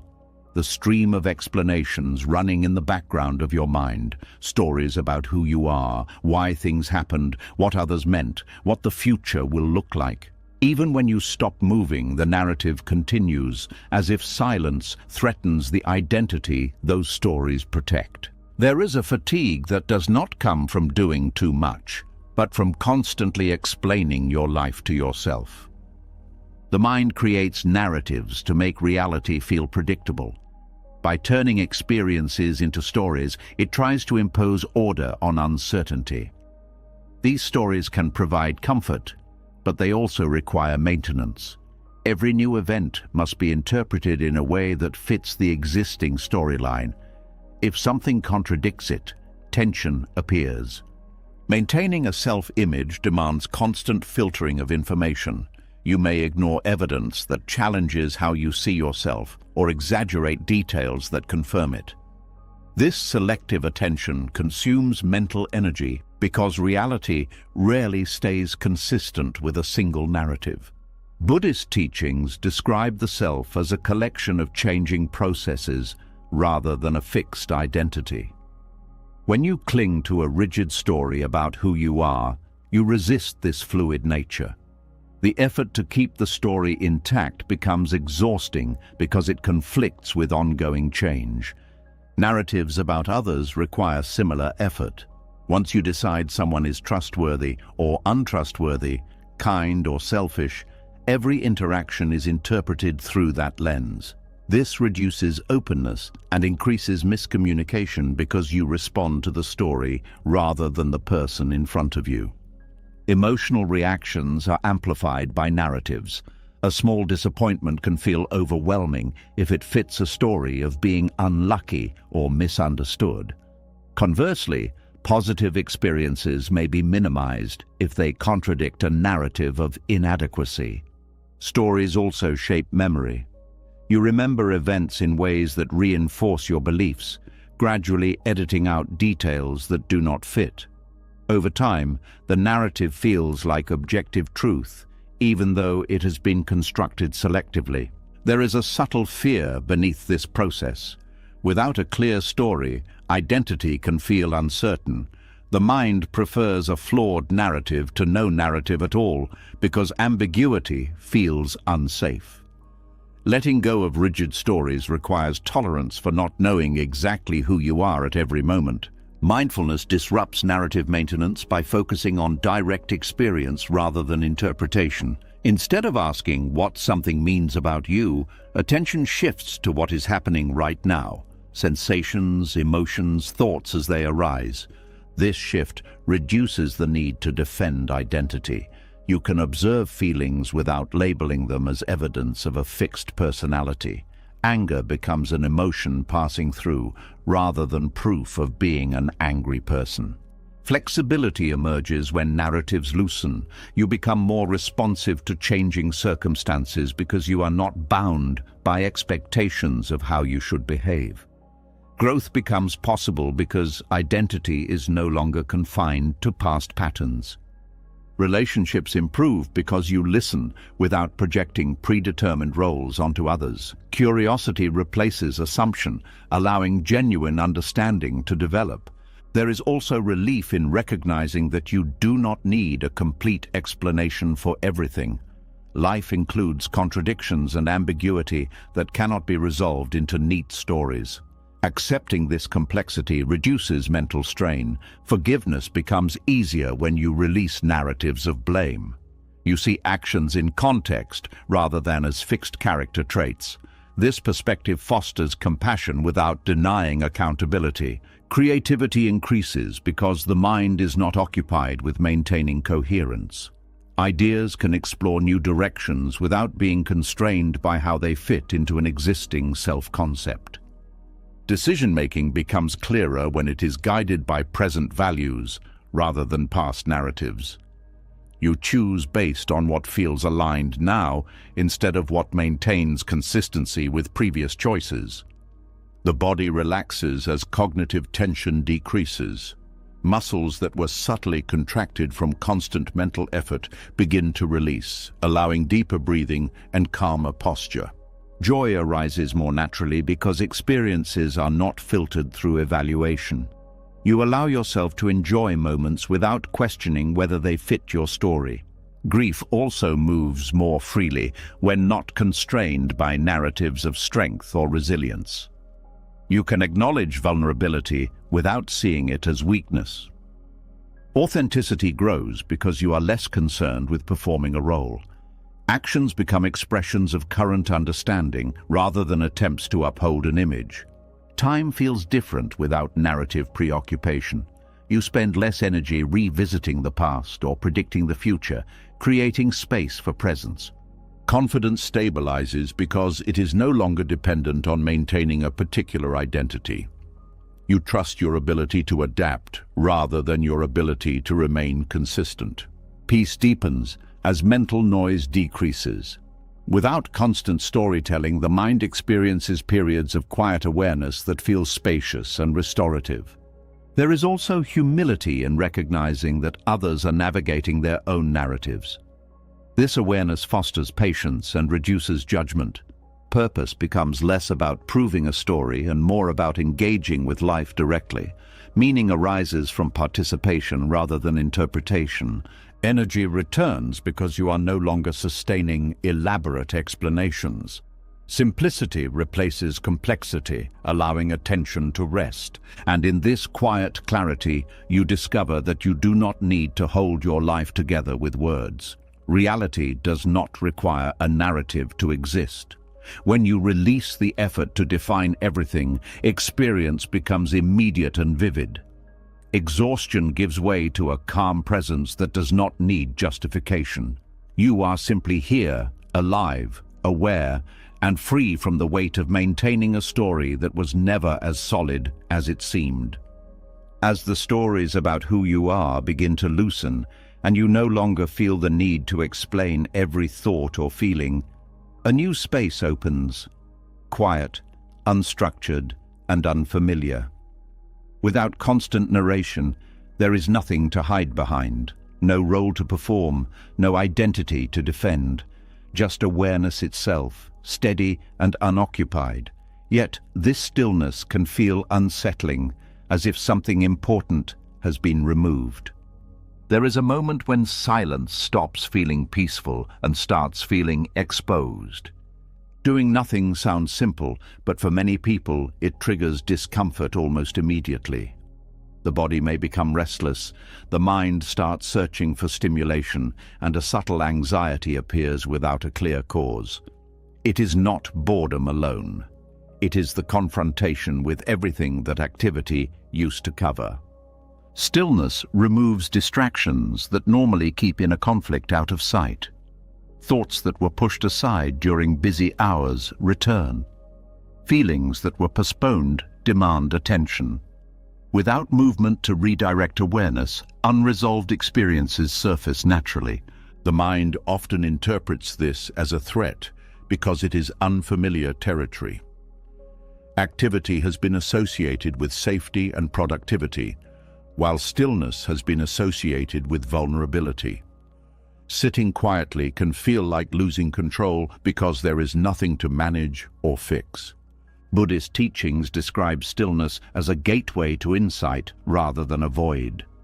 When external noise decreases, internal patterns become visible. This visibility can be uncomfortable at first, not because something is wrong, but because it reveals what has been ignored. The nervous system plays a role in this reaction. If you are accustomed to constant stimulation, slowing down can feel like withdrawal. The body expects input and becomes agitated when it does not receive it. Over time, this agitation can settle, but only if you allow it to pass without escaping into distraction. Fear of stillness is often linked to fear of unresolved emotions. If sadness, anger, or regret have been suppressed, quiet moments may allow them to surface. Avoiding stillness becomes a way to avoid feeling. There is also the loss of external validation. Activity often brings feedback from others, reinforcing a sense of purpose. In silence, there is no audience, no measurement of worth. Identity must stand without reinforcement, which can feel uncertain. Stillness challenges the belief that value comes from doing. When you are not producing, achieving, or responding, you may question your usefulness. This discomfort reveals how deeply productivity is tied to self-worth. Learning to tolerate stillness begins with short periods of intentional quiet. Observing sensations without reacting builds familiarity. The mind gradually learns that silence does not erase identity. It reveals a deeper layer of it. Breathing becomes an anchor during these moments. Noticing the rhythm of inhalation and exhalation provides stability when thoughts become overwhelming. It reminds the body that life continues even without activity. Awareness of the environment also grounds attention. Sounds, temperature, and light become more vivid when the mind is not preoccupied. This sensory connection reduces the sense of isolation that silence can bring. Acceptance of discomfort is essential. Trying to force relaxation can create additional tension. Allowing unease to exist without judgment helps it dissipate naturally. Over time, stillness transforms from threatening to restorative. Energy replenishes because the mind is not constantly processing information. Clarity emerges because attention is no longer fragmented. Creativity often appears in these quiet spaces. Ideas that were buried under noise surface spontaneously. Solutions to problems arise without deliberate effort. Emotional regulation improves as you become familiar with your internal landscape. Instead of reacting impulsively, you recognize feelings early and respond thoughtfully. Relationships benefit because you bring presence rather than distraction into interactions. Listening becomes deeper, communication more sincere. Confidence grows from knowing you can face yourself without escape. This self-trust reduces dependence on external stimulation. Spiritual insight can also deepen in stillness. Without the constant assertion of identity, a sense of connection to something larger may emerge, whether understood as nature, humanity, or existence itself. Time feels expansive rather than compressed. Moments are experienced fully instead of rushed through, creating a sense of abundance even in ordinary situations. Peace becomes less dependent on circumstances because it arises from within rather than from external conditions. There is also a subtle joy in simply being alive, independent of accomplishments. This joy is quiet but enduring, not easily disrupted by changes in fortune. Stillness teaches patience by showing that not everything needs immediate action. Some situations resolve through waiting rather than intervention. Resilience strengthens because you are not overwhelmed by silence or uncertainty. You develop the ability to remain steady even when external support is absent. Perspective shifts as you realize that constant activity was not necessary for survival. Life continues whether you are busy or still. Gratitude becomes more accessible because you notice details that were previously overlooked. Small experiences gain significance. Authenticity deepens because you are not performing for anyone. Actions arise from genuine intention rather than expectation. Freedom emerges from the absence of compulsion. You choose activity when it is meaningful, not because you are afraid to stop. And in this quiet recognition, stillness no longer feels like emptiness. It becomes a refuge where the mind can rest and the heart can settle. The threat dissolves because you understand that silence is not exposing weakness, it is revealing truth. Exhaustion fades as the struggle against quiet ends, replaced by a calm awareness that does not need noise to exist. As stillness becomes less threatening and you learn to sit quietly without escaping into noise, another layer of tension can surface, not about the present moment, but about the future you once believed was guaranteed. When the mind no longer runs from silence, it begins to notice the gap between what you expected life to be and what it actually is. In that gap, anxiety quietly grows. There is a kind of fear that does not come from danger, but from the realization that the story you trusted may never unfold the way you imagined. From an early age, you are handed a script. It may come from family, culture, education, or media. A sequence of milestones that supposedly leads to happiness, certain achievements, certain relationships, certain timelines. These expectations form a mental blueprint for how life should progress. When reality follows a different path, it can feel like something has gone wrong, even if nothing is truly broken. Rigid expectations create a fragile sense of control. If you believe life will unfold according to a plan, uncertainty feels manageable. But when unexpected changes occur, delays, losses, detours, the mind interprets them as threats rather than natural variations. Anxiety arises not because uncertainty exists, but because it contradicts the script. Buddhist teachings emphasize impermanence as a fundamental truth. Everything changes, including plans, identities, and circumstances. When you resist this reality, you experience suffering. Accepting unpredictability does not eliminate difficulty, but it reduces the shock when life moves in unexpected directions. Fear of deviation from the script often comes from attachment to identity. You may have imagined yourself as a certain kind of person by a certain stage of life. When reality does not confirm that image, it can feel like losing part of yourself. The discomfort is less about external events and more about internal disorientation. Comparison intensifies this fear. Seeing others appear to follow the expected path reinforces the belief that you are off track. Yet appearances rarely reveal the complexity behind someone's journey. Each life unfolds through unique circumstances that cannot be replicated. The mind also clings to the idea that happiness lies at the end of the script. If the sequence is disrupted, it fears that fulfillment will never arrive. This creates urgency and pressure, making every deviation feel catastrophic.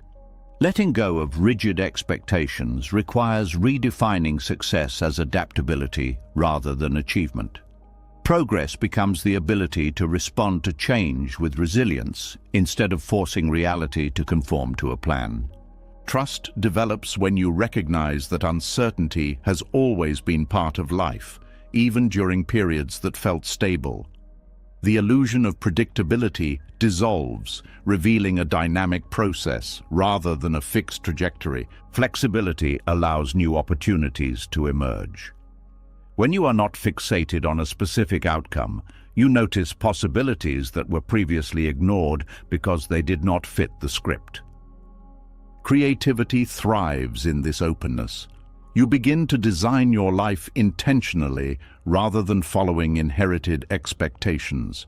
Choices become expressions of personal values rather than attempts to meet external standards. Resilience grows as you face uncertainty repeatedly and discover your capacity to adapt. Each challenge becomes evidence that you can navigate the unknown. Relationships deepen because you connect with others authentically, instead of performing roles defined by the script. Vulnerability replaces the pressure to appear successful. There is also relief in acknowledging that no one fully understands how life will unfold. Even those who seem confident are navigating uncertainty behind the scenes. Mindfulness anchors you in the present rather than projecting anxiety into the future. Attention shifts from hypothetical scenarios to actual experiences, reducing unnecessary worry. Gratitude becomes easier when you stop postponing happiness until the script is fulfilled. You appreciate what exists now instead of waiting for an ideal outcome. Purpose evolves from a fixed destination into an ongoing process of growth. Meaning arises from engagement with life rather than completion of a checklist.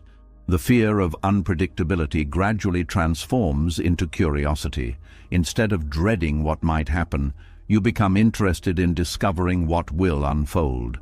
Confidence stabilizes because it is no longer tied to specific achievements. You trust your ability to handle whatever comes rather than relying on a predetermined plan.